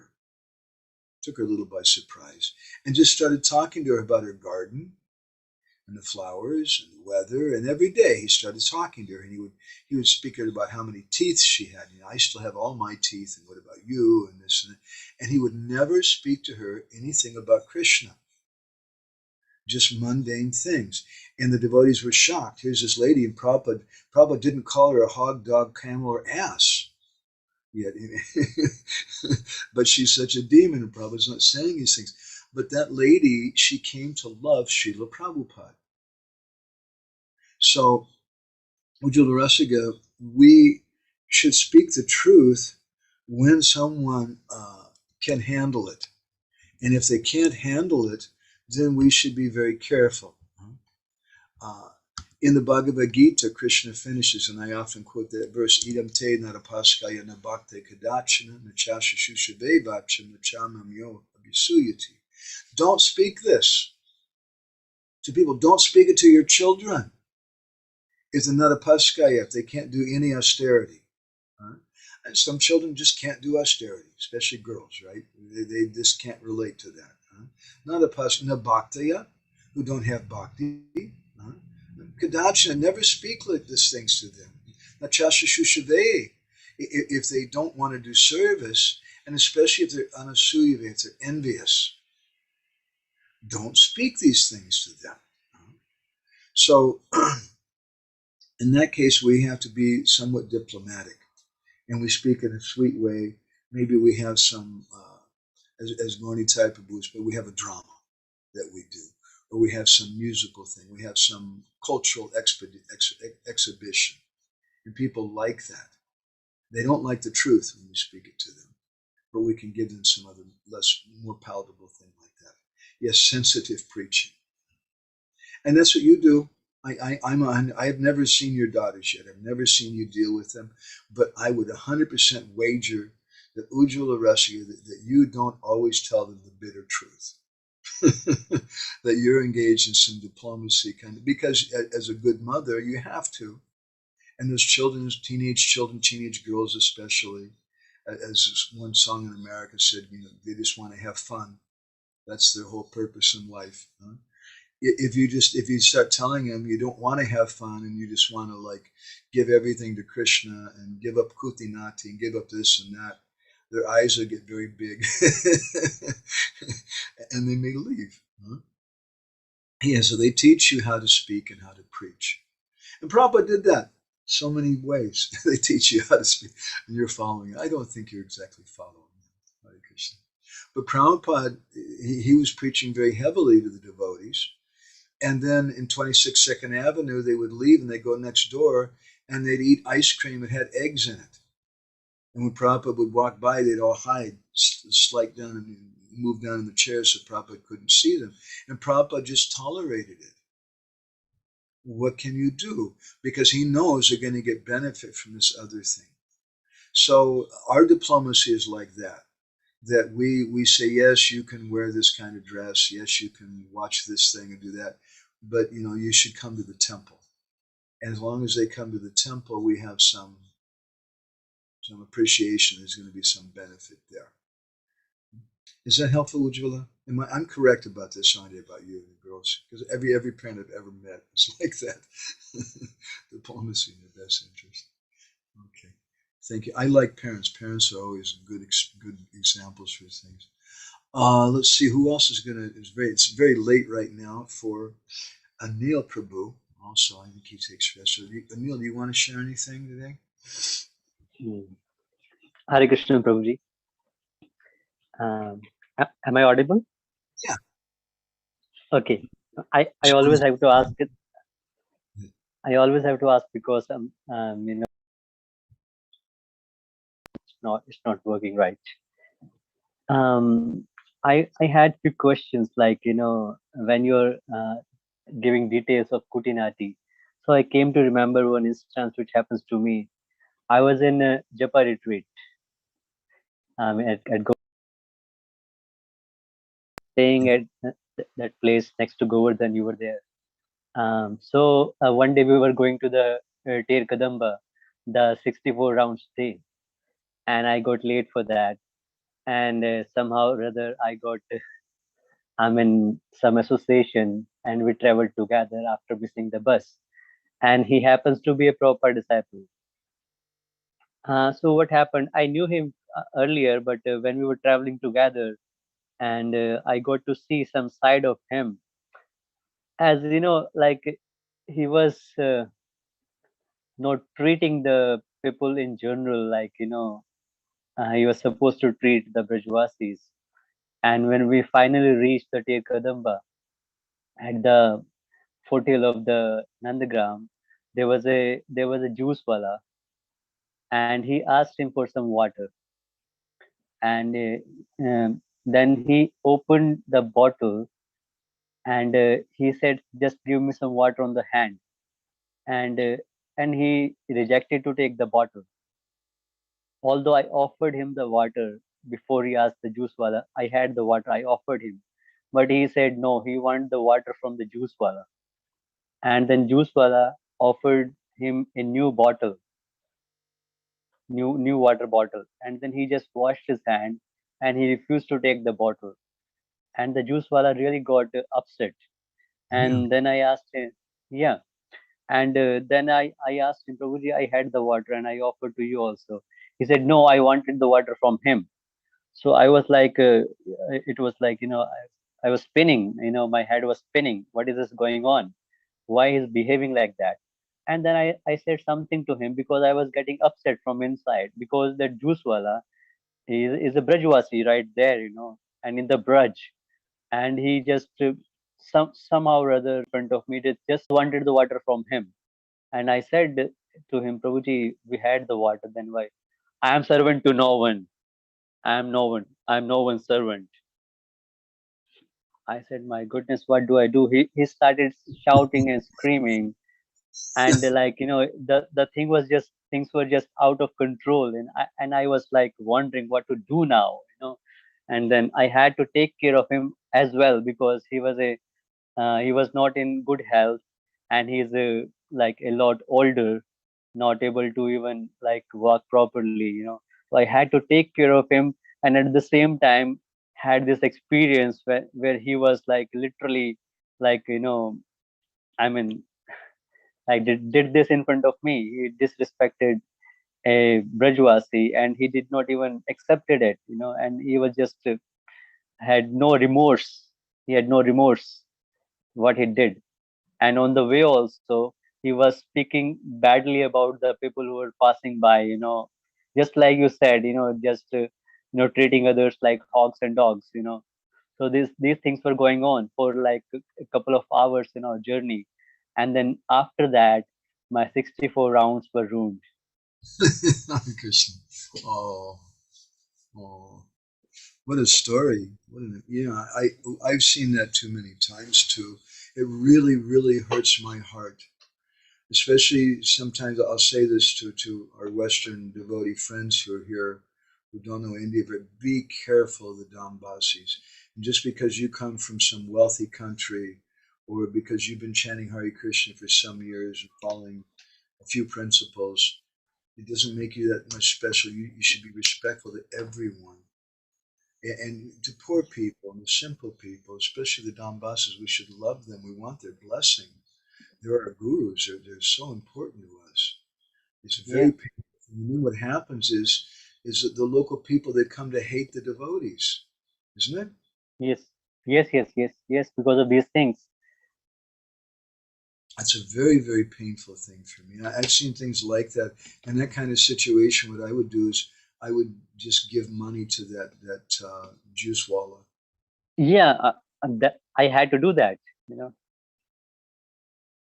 Yeah. And maybe So you I can't just say anything with a Prabhupada disciple. What can you do? But then I would just kind of get away from them also. And they'll pick up on that too. But at the same time, I look at them like a cranky old man. Yeah. Some mistake. But they're also very, very special because they serve Prabhupada, and I want to serve and love them for that. But Yes, I want Prabhuji.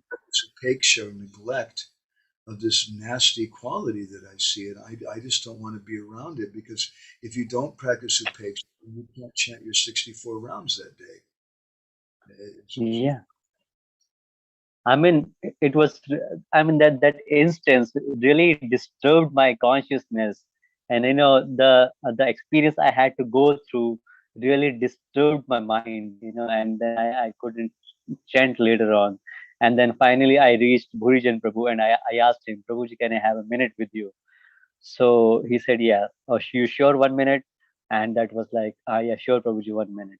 So I just gave him little that I'm having trouble chanting. So he handed me to a devotee, and he took me to the Rup Goswami right there, and he asked me to pray to him, right there. So it got better, but still, the experience was really. Thank you for sharing that with us. That's really powerful. Anything else you want to share? As we keep moving then. Okay. Siddha Hari Prabhu. Nice to see you, Prabhu. We miss your association. Hare Krishna Prabhu, I miss your association too, Prabhu. For a moment, I would like to shift to Ukraine. I feel they're getting much more mercy than us in America. Oh, Prabhu, you don't know what it's like for those devotees. I mean, to see people being killed in front of and people losing their homes, and every night bombing going on and things, and devotees can't sleep for weeks and months at a time. It's such a hellish thing. And then they come to this program, and the program was amazing. The prasadam, and how with so much love they were cooking and distributing and taking that prasadam, and the kirtans and the kathas and association with everybody was so, it was just a spiritual world. And then when we were leaving, I saw the looks of the kids. Now I have to go back. This other thing, that was very heavy for me. Wow, Prabhu. This brings to practical, the prayers of Kunti Devi, Vipata Santu tu Shashwat, when Kunti Devi is praying that there will be obstacles, because there is in some sense getting a lot of mercy, they're depending completely on Krishna. That's so nice. Prabhu, this morning when I saw your message about the class today, I was very happy. And then this morning I was reading something from Chaitanya Bhagavat, which really gave me much more appreciation for what you're doing here. So I wanted to share an appreciation before making a comment on our today's class. It'll be quick. This is from Chaitanya Bhagavat, Madhya Lila, text number 403. Srila Bhaktivinode writes in the purport. Do you have it in front of you there? I can allow you so you can... yeah, sure. I'll make you co-host, so you should be able to show us on the screen. Okay. This is the end of Lord's scholastic pastimes and the beginning of congregational chanting. This verse goes like this. In this way, the Lord's scholastic pastimes came to an end, and the congregational chanting of the holy names was begun. Upon the inauguration of the congregational chanting of the holy names of Krishna, the Lord's scholastic pastimes are completed. The word Sankirtana refers to congregational glorification of names, forms, qualities, associates, and pastimes of Sri Hari, as well as the healing of such topics by service-inclined persons. This is a special characteristic of Sankirtana. Unless the names, forms, qualities are glorified without offense, there is no possibility for materialistic people, forgetful of and averse to Krishna from time immemorial, to give up their absorption in material objects. If topics of spiritual abode or transcendental topics of Krishna do not reach materialistic persons attached to sense gratification, then various concocted ideas are at religion, and thus create chaos and causes mercy. The all-auspicious ocean of mercy and most magnanimous Sri Krishna Chaitanya Dev protected the inhabitants of this world who were a Chaitanya, devoid of spiritual consciousness, from their absorption in matter resulting from ignorance. In other words, he awakened the pure spiritual in the hearts of animate and inanimate entities who were devoid of spiritual consciousness by preaching that the ultimate result of cultivating spiritual knowledge is to achieve the perfectional platform of serving Krishna. Specifically, I was when I read this passage that unless materialistic people who are forgetful and averse to Krishna, unless they get to hear the Sankirtana of names, form, qualities, associates, of pastimes of Krishna, there is no hope. And I was thinking of myself that being very materialistic in heart, although externally I have the dhoti, kurta, and shika, and tilak, and shaved head, but the heart is still thinking of matter, not so much of Krishna. So I'm very grateful to you that you are organizing this Sankirtana, over the Zoom regularly, and we're getting to we are able to participate, led by you. So thank you, Prabhu, for making it happen regularly. I'm so grateful to you. Thank you. Thank you, sir. Thank you, Sir Hari Prabhu. Appreciate that. And Prabhu, and in terms of comment, when you were mentioning this point regarding not depending on others, and at the same time, speaking straight, it's very difficult to balance that, because one side you're saying one should speak account of time, place, and circumstance, so that you can engage them in Krishna service. Like, I'm a manager, so sometimes I speak with affluent people, influential people, and I really can't speak them straight message. I have to tone it down, or go where they are. At the same time, you're saying a real devotee does not do that. He's supposed to speak it straight. So how do you handle these two things that It's like we were telling people yesterday. If you go to some wealthy person, you're going there to collect a donation, and you just walk in and you say, "My, what a nice place for hogs, dogs, camels, and asses to live. This is just a pig farm." Or you speak something like that, and maybe that's what Prabhupada says in his books, but it's not cool, and it doesn't help. So we should, just like with a child, just like again with Ujjwala Rasagya, she has her daughters, and she can tell them something like, all boys are Maya, and all TV shows are Maya. or this or that or the other. But a lot of times it's very, very difficult with kids that age. If you just speak to them in such a harsh way like that, they just revolt, and then they don't listen to you at all. So we have to learn how to give them something. Srila Bhaktisiddhanta, he used to have devotees lead kirtan who their voices were very off-key.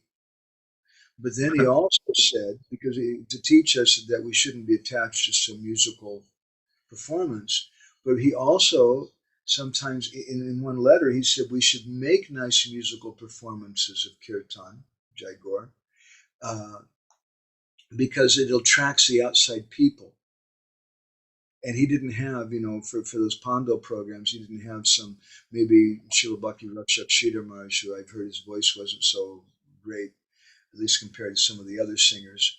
He wouldn't have him lead the kirtan, but he would have someone else who's very expert.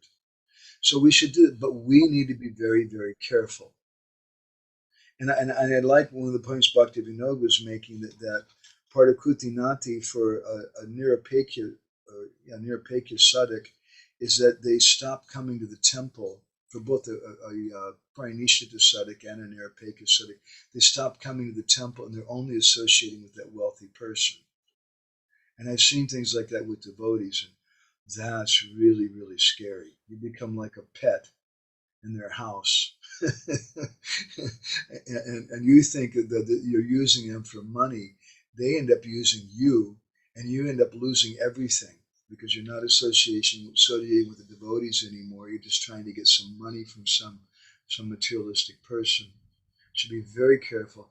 The principle I learned from my Guru Maharaj is we should be very careful accepting things from people unless they really want to do it. Unless it's really from the heart. If it's really from the heart, then you can't refuse. You have to. Thank you, Prabhu. But one more quick thing. In the translation of the words which we discussed today, there was a word there, paripati, and I was noticing in the word for word, it said bodily care. Right. Whereas, and translation also bodily care. Whereas the way you translated was that we shouldn't depend on others for our bodily care. It seemed like a different, different meaning. Pari means someone else, and pati means a husband or a protector. So paripati means, that someone else who's protecting me, who's taking care of my body. Okay. And here he's saying that I should chara anya paripati. I should give up other types of bodily care. Now, I may be doing that myself. And again, it's a fine line. I'm faced with this right now. If I don't move, if I don't do some exercise a little bit, my body's just, I won't be able to function. I have to do that for service to Guru and Krishna. But if I decide I'm going to start going to the gym and working out so that I'll look really good,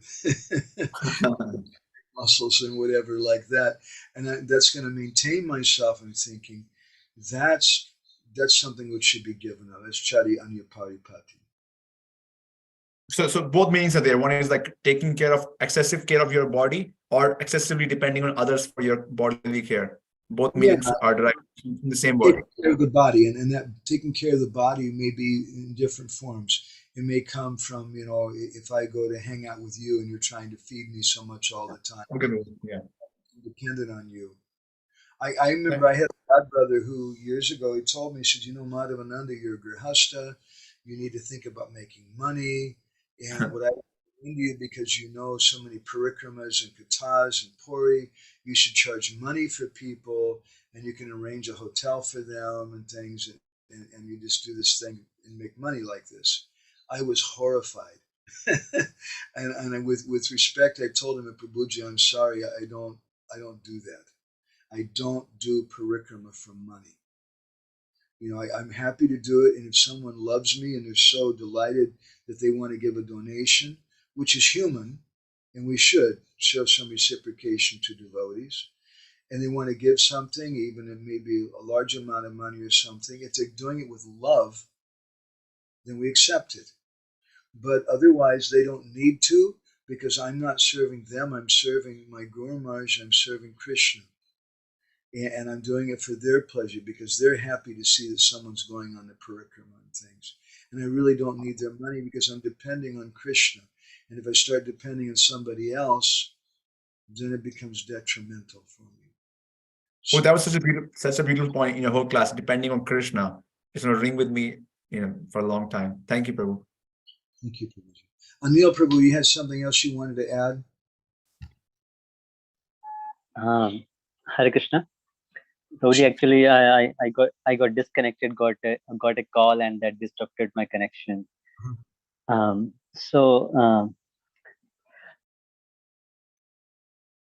when you were speaking about respect, that we should give respect to everyone. So a couple of things happened to me. I'm just sharing my experiences which came to my mind while listening, just like I shared about the other instance. And this other thing happened, after Bhakti Mother Govind Maharaj, he left us, and his program was we arranged a program for his glorification, and that was an online program, and as well some devotees in the temple also. So at some point, one devotee was speaking, and then he started speaking something which was not at all a glorification. He was speaking about his external faults, and he was speaking about his what should I say, shortcomings, and he was on camera live. He was glorifying him, and at the same time he was speaking about his shortcomings. So that was really, sorry, about Maharaj's shortcomings.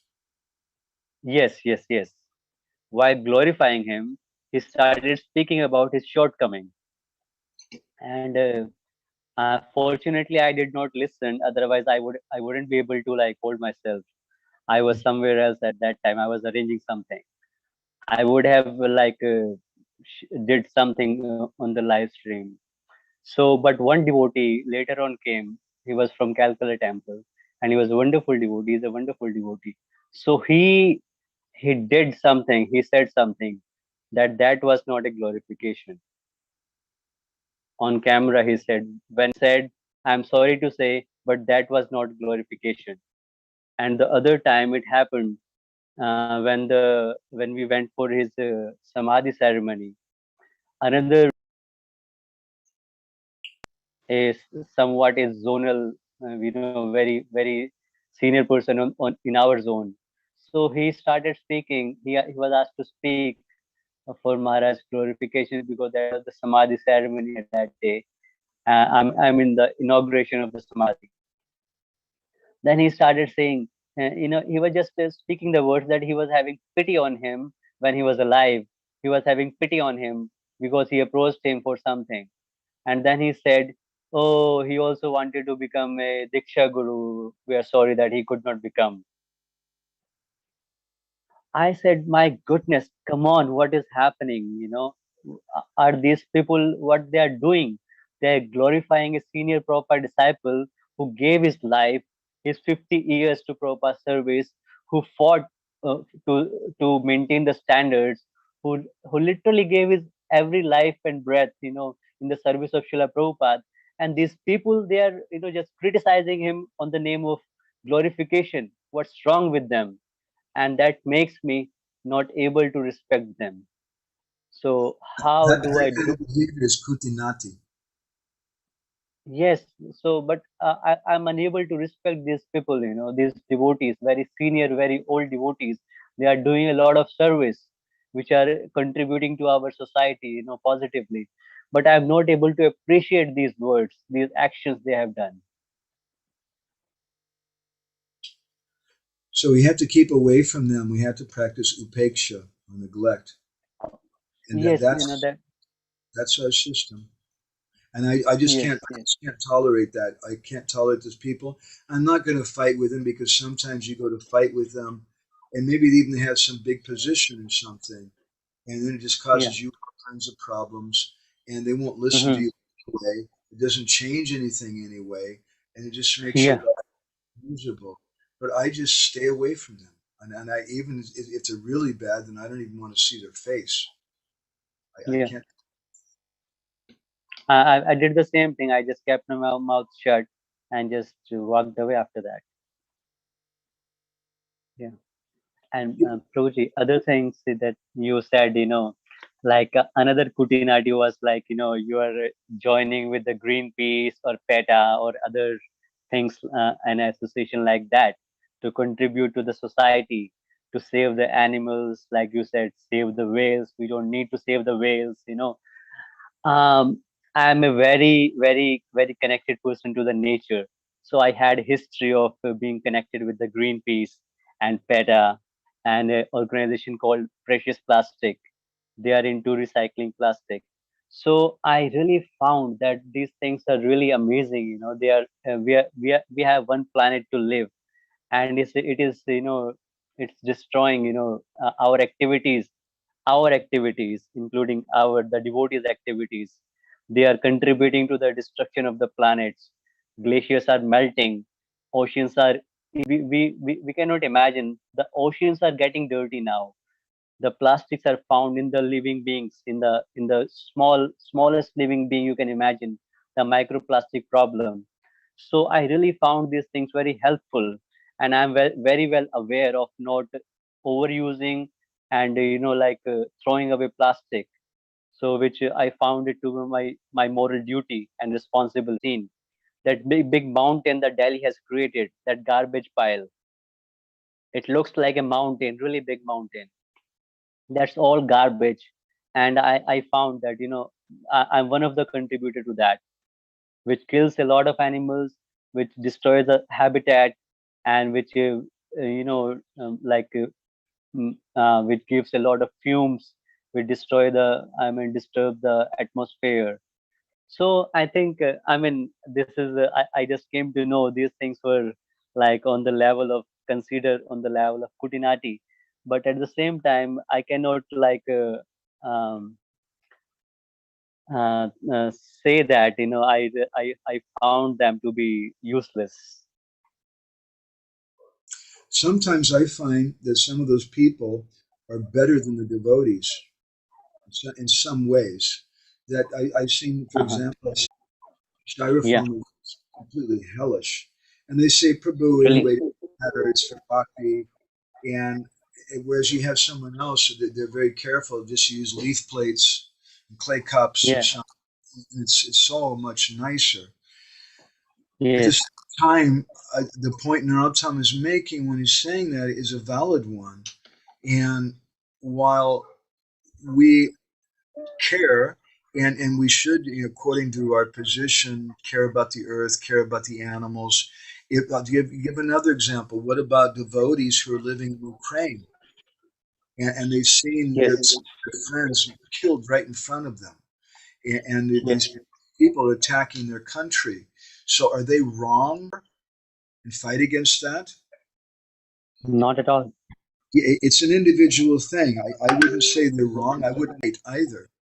But if we give equal stress to PETA or Greenpeace or fighting against the Russians, that's wrong. That's Kuṭināṭi.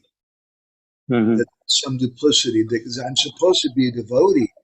I'm coming to Krishna saying I want Sudha Bhakti, but then I'm treating these other people the same way that I would treat the devotees. And Narottam says even maybe I'm treating them better. And maybe in some ways they are better.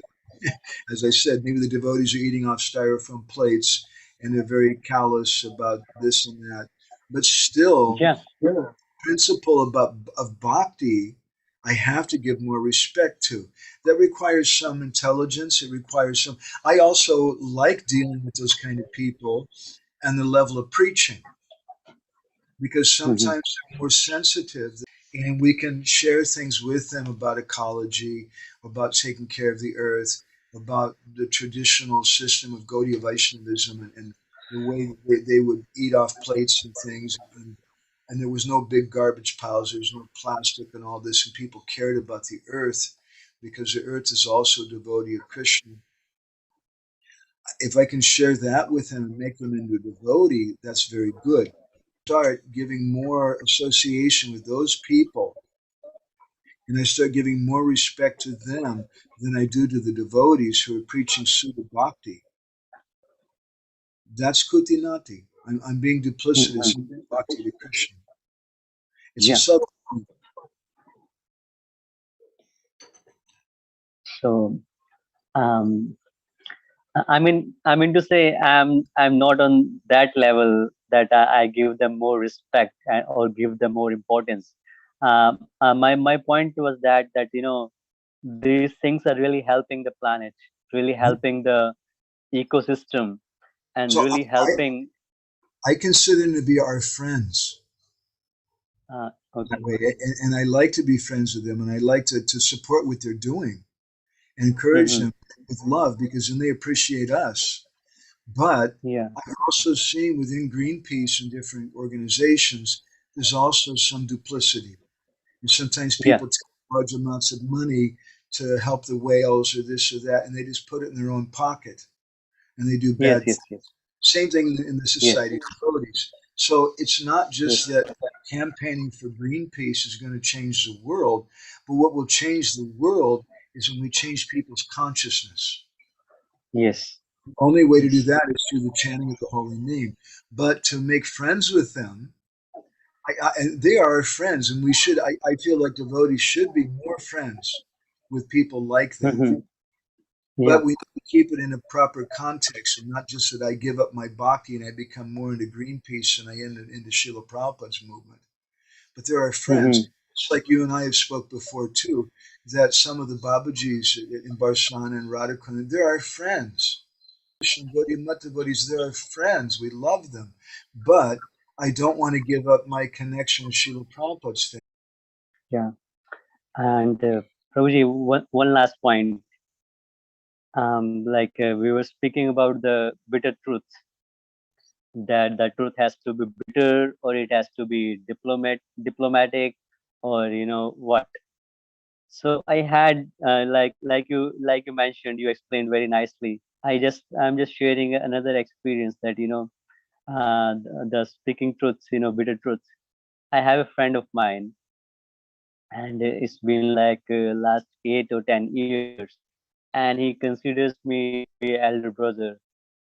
So he generally comes up with problems, and he comes back again and again and again with the same problem.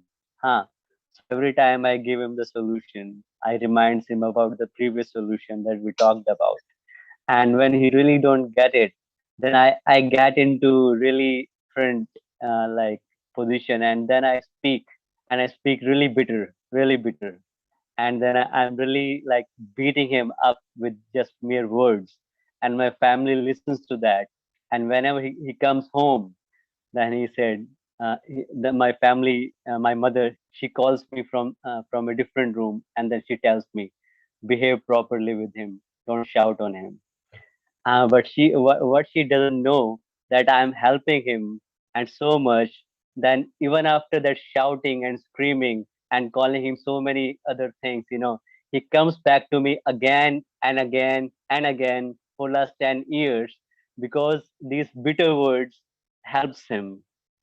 So I mean, just sharing these things, where we can speak bitterly, and where we can really call them hogs and dogs, and you're just a wantasi, just licking your own vomiting, and this and that. I speak all these things to him, and it really helps him to come back to his senses and do what he's supposed to do. And he really appreciates that. And then whenever he get into another trouble, then he again calls me back and share the thing, and then I get back into my position and in the fifth gear. So just this thing. I'm just, as preachers, we have to be expert. And you had a lot of Govinda Maharaj's association, and I know how he was. I'm sure he would chastise you sometimes. I saw him so angry. Oh yes. Oh yes. But some people, other people, and you could take that from him. But some of the other devotees in the temple, if they came to you and started doing like that, you might become angry, because you don't have the same level of faith. So if someone has faith in us, then we can speak like that. Sometimes even children don't have that much faith in us, and we can't speak certain things to them. So we have to be careful. That's the art of preaching. And Srila Prabhupada, even sometimes, there's some things he couldn't tell some of his disciples because they just weren't ready to hear it. So he would say that, but other disciples he would be very, very heavy on because they could. Okay? I want to keep moving. Yes, Prabhuji. Yes, thank you, thank you very much. Thank you very much. Gauri-Taipa was commenting about ISKCON has 7 purposes. That means these 7 programs are priority for devotees who say I'm an ISKCON devotee. What other program helps to fulfill these 7 purposes, that we accept as support. Yeah. So our business is not to build temples or to do construction, I should say. Our business is not to collect money. But if that collecting the money helps to build a temple, helps to build a gurukula, helps to distribute books, which are some of the 7 purposes of Prabhupada, then we accept that. Okay, let's go on. Brajaraj Gopal, would you like to share anything? Can we see your smiling face?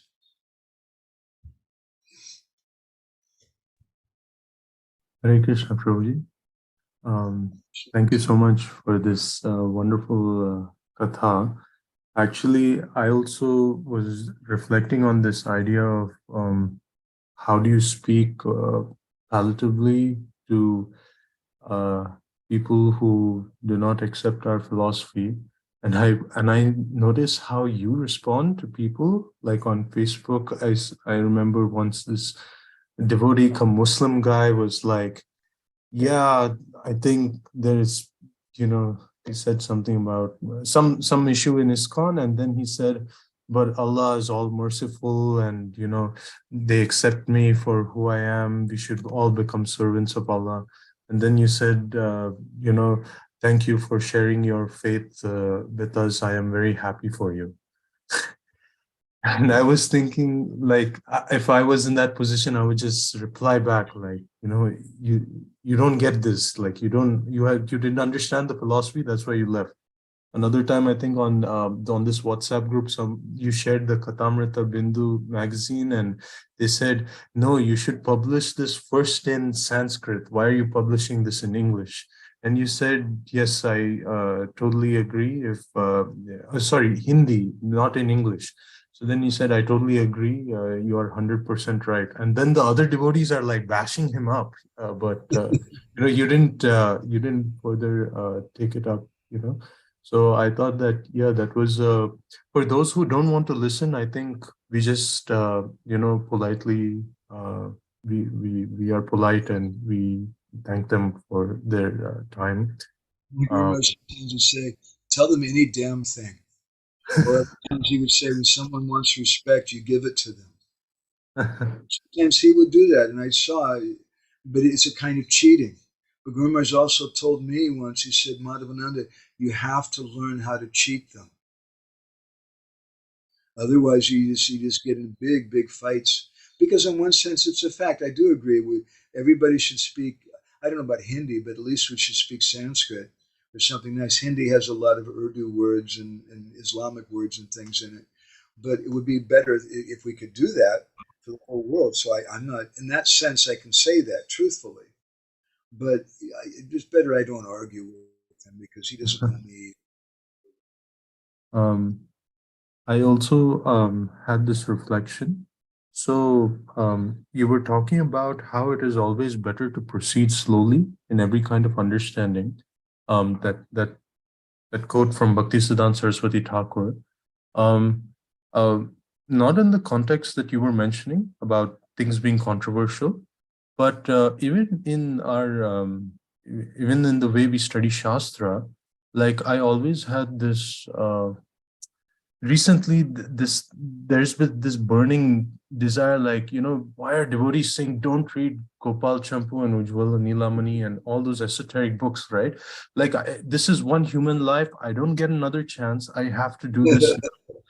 And I was like, no, I'm not going to hold back, And of course, I did want to speak to some senior devotees who had read those books first before jumping into it. And then I happened to read something from I think from Krishna Lila Stava. When I was with in another place, a devotee gave me a book, and he also gave me Radha Rasa Shuddhanidhi by Prabodhananda Saraswati Thakur, and I read it and I was like, I mean, I'm supposed to feel something, right, after reading this, but I'm not getting anything. I'm like, have I trivialized the subject matter by wanting to understand it quickly? And in one sense, I do see the value in like going slowly through Bhagavatam, Chaitanya Charitamrita, Chaitanya Bhagavat, and slowly, based on one's consciousness and qualification, going and studying other books. Because if I just go and jump into them, even if I read it on my own, I'm not able to understand I'm not getting what I'm searching for. So that was one reflection, that it's better to proceed slowly. So I really, I respect that. I do have one, like this confusion it still exists in me. Like we need lolium to find Krishna. So that means that in my head, there's this contradiction. I must be desperate to know him more, to be able to appreciate his Nam Guna Rupa Leela. But it is also good to go slowly. So like there is a desperation means, oh, let it happen now. And there's also this thing of, no, proceed slowly. It's okay. This is not your adhikar, go slowly and build the adhikar. So I wonder how you deal with this. Rupa Goswami also says utsaha nishchaya dharyat. He says both things at the same time. We should be enthusiastic, but we should also be patient. It's just like Jaigor's here again. So it's like Jaigor, you're doing kirtan, and sometimes, Madhav's doing kirtan, or Yendra Prabhu's doing kirtan, and they're just keeping it at this kind of slow pace, and the tension is building and building, and it just like drives you nuts practically. It's just so thick in the air, but they just keep at that patient thing, and then all of a sudden at the right time, then they break in it and it starts going faster. So in the same way, we should be patient and not just start running like a mad person, but inside of that patience, there should be great intensity. It should be patient intensity. There's a kind of kirtan like that. I like that kind of kirtan very much, which is going on and you can just feel it building and building and building. Oh. Aside from that, I'd like to paste in something I just read today from Srila Bhaktisiddhanta. This is from Bhagavat Parja also, from lecture 22. He said, first one should hear the Bhagavatam, then one should discuss it, and finally one should analyze it. And somehow or other, the Bhagavatam should always remain in the path of one's memory. I really like this. So first of all, we hear it in a general kind of way, then we should discuss it. And then after that, we should begin to analyze it. So to me, this might be one way to answer what you're saying, that we should take our time and be slow in coming to certain conclusions. But at the same time, we may be very eager, and I'm running to go hear the Bhagavatam from Radha Govinda Maharaj or whoever, some wonderful speaker of the Bhagavatam. I'm running there to go and hear it. And I should be very, very eager to discuss it.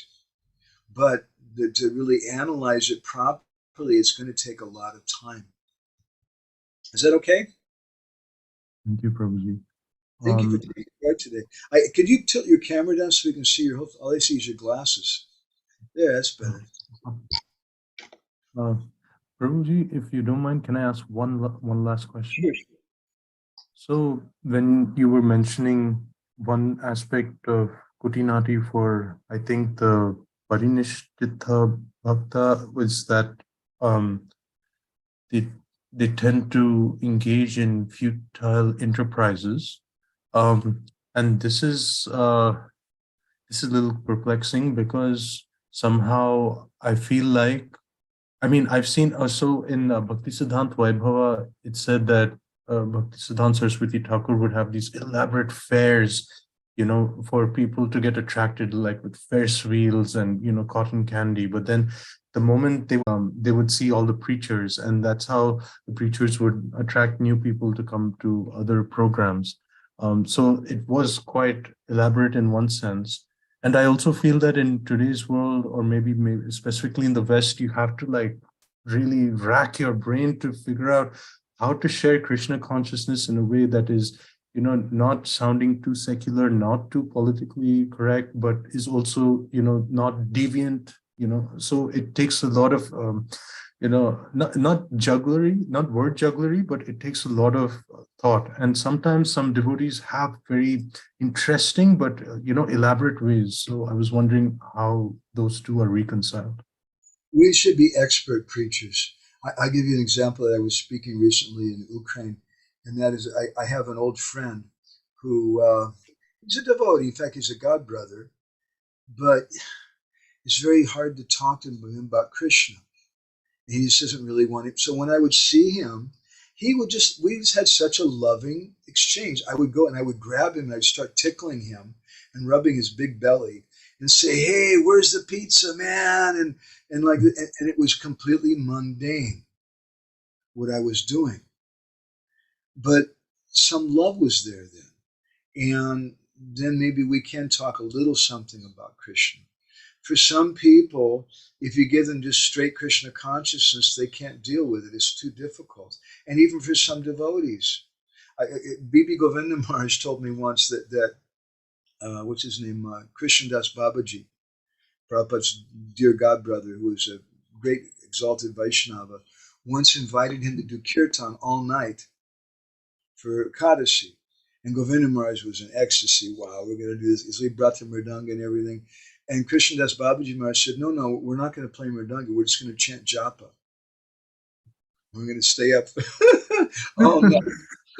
And Govinda Maharaj was like, right, sure. So it's the same thing. It's Krishna's name. But when we just chant japa, we start falling asleep. But very few people fall asleep during kirtan sometimes, but very few people fall because it's entertaining. So sometimes even we need that. And then what to speak, we also have beautiful girls in ISKCON. We have big buildings. We don't care about big buildings. We don't need to have pretty girls. Let me see here. Here we go. Here's a cover of the Hungarian Back to Godhead magazine. What is the necessity of the pretty girl being there? There's no necessity, but we also have pretty girls in our society. And some people, they're attracted by it. Here's a back cover with a friend of ours on it. There's some, we also have pretty girls in our movement, and there's nothing wrong with that. And they can be used in that way to attract people to Krishna. But if we just have a picture of some 80-year-old sannyasi on the back, then who's going to come? So we have to have some. If we just serve, some boiled grains or something for with no salt for the Sunday feast program, but it's offered with lots of love, Prabhu, who's going to come? If we have some really nice thing, then like my wife's offered me some grechka and sounds great. That'd be great. We're getting ready to do the doctor told me I have to do some fast. I'm going to take brown rice for 1 week, 5 days. And my body really has a lot of problems, so I'm going to go ahead and do that thing. But that's all that we need. But for the tongue, Prabhupada sometimes himself would say, I also have a tongue. He would very mercifully, he would say that. Otherwise, where would we all be today? So sense gratification is like salt, and we all need some according to our particular position. The Nirapeksha sadhak doesn't need salt. Maybe he's so attached to Krishna, but the Parinishita, and especially the Swanishita sadhaks, they need some salt. They need some sense gratification, maybe in the form of being married, or maybe in the form of nice foodstuffs or something. But we should be careful. And it shouldn't be too ridiculous. Sometimes it becomes a bit ridiculous. But especially, it depends on who you're dealing with. When we have groups of small children come, I make a big deal about how the wonderful prasadam's coming up and all the kids are shouting, Haribo, they're very excited and things, because they're just kids. And their level of consciousness is more like anamoya, just on the level of eating. And so we encourage that. It's okay. But for serious devotees, Bhaktivinode says that if you're inviting people to your home as a grihasta, he said, don't cook opulent things.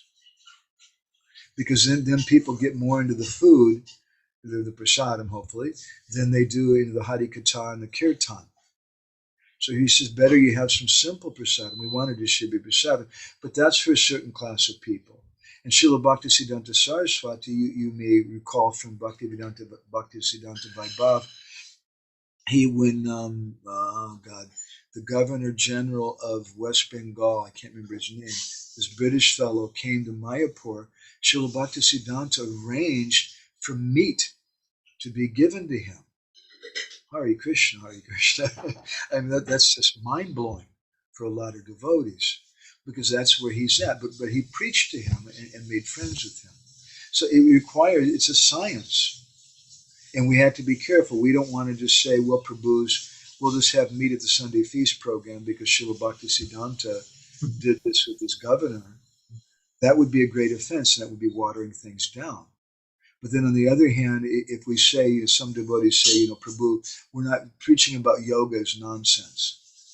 But I've seen in New York City at the Bhakti Center, it's Hare Krishna devotees teaching about yoga, but they're damn good at teaching yoga. And people come to learn yoga, and then they like the devotees, and then the devotees say, we have this special kirtan night every Thursday, why don't you come? And they become devotees. Our purpose is not to preach about yoga. And I appreciate when some devotees don't like that. But if we're able to do that and keep it in the context that this is just a lesser bodily thing, and we do it maybe even for preaching, but the real thing is bhakti, and therefore it's the bhakti center, and everybody you go there, it's all devotees, and everybody's a Hare Krishna from the very beginning, that's a different kind of thing to me. It's a science. All right? Prabhuji, where do you stay? You stay in Kolkata? No, I'm based in Atlanta. Oh, in Atlanta. I wasn't sure. Okay. Thank you very much for taking part, Prabhuji. I really appreciate it. Okay, let's see who else is there. Natalia, would you like to share something?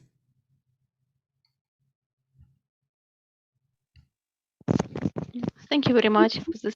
Are we going to see you on Saturday? No. Oh, okay, let's hope. Yes, thank you very much. It was so sobering class, and yes, bhakti is such a fragile thing, and I don't remember who said that. It is so easy, you can miss it. But really, like, we have so many our own thoughts inside of us, to not to be hypocrite, to serve, to chant holy name, to serve deities, and there are so many things we even don't know yet that it is detrimental, which is wrong. You're another mother, Natalia. You have to take care of your children. And sometimes you say, and today we're going to go to the temple, and it's a festival, and it's going to be so exciting, and this and this and that and the other. And they should just be satisfied with the holy name. But when they hear there's going to be ice cream prasadam there, they want to go. Or this, and you, as a parent, you understand you have to be doing two things at the same time. You have to be speaking to them about pure bhakti, that ultimately we don't care if it's ice cream or not. But at the same time, you got to speak in such a way that they're going to be excited and keep engaged. So it's required. And also that engagement's a kind of love too. It's not just for their tongue, but if you love devotees, you make something that you know they'll like, even though that may not be the highest thing in the world. All right. I'm disappointed you're not going to be coming to Serbia. We hope to see you there. Yeah. Have a nice festival. Festival? Lithuania? Yes. Okay, we'll see you there. Right. Very And Jai Gore, patiently sitting the whole time. Would you like to share anything? Excuse me. Sure, Prabhu. I really appreciate the what I thought was the underlying theme of the whole class is taking shelter of Krishna as our only pati, and you know, if we don't do so, it will truncate our bhakti, or in other words, to the degree that we take you know, shelter of Krishna as our only pati, to that degree we'll be able to progress in Krishna consciousness. It's like simple points, but really powerful. And then another one I was thinking about, you were saying that if we continue to make these offenses, then repentance will not come to the heart. I was thinking that that's when you get to that point, it's a very scary platform to be on, because that means you can just continue to do operads and not rectify yourself.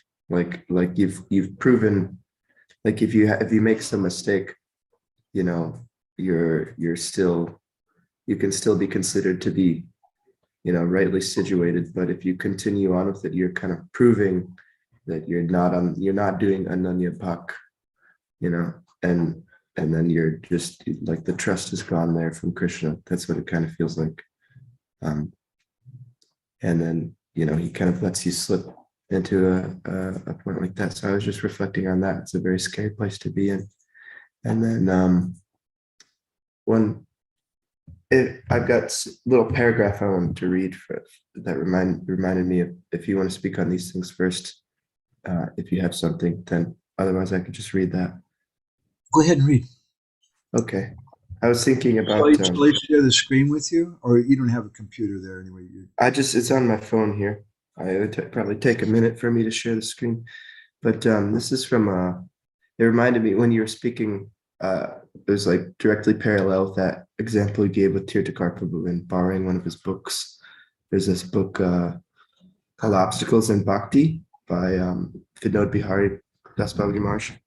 And there's just one little paragraph. He says, "Many a times we harbor some subtle tendency to commit aparad. We don't think deeply about it. Take this example. I take a granta from someone. Many days pass. Whoever had given me the granta has forgotten to whom he had given and when. Now I start thinking, that devotee has forgotten all about the granta. He's not asking me to return it. Therefore, it is not an aparad if I don't return it anyway. First, let him ask for it. Then I'll give it back. Nevertheless, my dear, this is outright robbery. I am performing bhajan, yet I am not afraid of aparad. These subtle tendencies to commit aparad can destroy our Vaishnavness altogether." Well, that's just spot on. Yeah.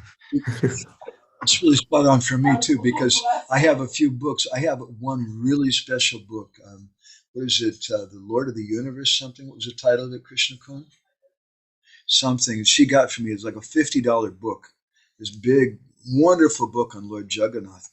And I don't know who borrowed it, but it just disappeared and never came back. And it's really sad because we need it for our service too. So Conversations with the Lord of the Universe, I think is what it was called. Great book. Anyway. All right. So are you getting some nice realizations from the kirtan there? I watch a little bit of it every day. I see the pictures and something. You see you there. It's wonderful, Prabhu. I mean, just to be able to do this day in and day out, it's really special. And I was really appreciative of getting to know Madhava Prabhu a little bit more, you know, because sometimes you can see like devotees who are quote unquote famous, and you know, like you can harbor so many kinds of assumptions about them. But I just got a little bit of a chance to speak with him and see how much of a deep devotee he is, and it really made an impression on me. He's a really beautiful example of a lot of these things too, that he's someone really dedicated to the holy name. But at the same time, I've been with him like an ombudsguard at the farm in Sweden, and he was taking kids for rides on a 3-wheeler thing. And I don't think that was a sign that he's not attached to the holy name or that he's not serious, but he saw that that's where those kids were at. And so he's willing to do that with them, to make them happy, to pull them into kirtan. He's great at that. My pronouns to him, is he still there? He's here for one more day. Yeah, I'll let him know. You should go to him. You should tell him. You say, you know, I spoke to this friend of mine, and he told me the only reason he's a Nanda is because there's a Madhav. He knows who you're talking about. I always tell him that. Oh, that's really sweet. Yeah, he was like, I mean, he was around for Rath Yatra, and there were so many things going on. They had to like pack books and tie them into these stacks to distribute and stuff like that. And he was just hanging out in the temple room doing menial service with the devotees, and it just like really touched my heart, because sometimes there's tell him something else after you said that to him. Okay. That I'm unhappy with him because we were just recently in Ukraine with like 1,000 devotees and Niranjan and all these swamis and devotees, and Madhav wasn't there. Where was he? He should have been there. Yeah. So I know all the devotees do. The devotees that love him, like anything. So much so that when one time they made a backdrop for the deities, and there's a picture of Madhav playing mridanga and the kirtan as a backdrop for the deities in Kiev. I tease him about that sometimes too. That's funny. You're very fortunate, Prabhu. Okay, so let's go ahead and stop there. I don't know what's going to happen now for the next week. And actually, I'm getting ready to dive off into the deep end of the swimming pool. Next week, we'll be in Serbia at the summer camp. And it's just going to depend on what happens that with the schedule. I don't know. So I'll let everybody know what's going on about classes and things. It's going to be an ongoing thing. So thank you all so much. It's really good that they get your Sangha. I'm really, really happy. Grantara Srimad Bhagavatam ki jai, Srila Prabhupada.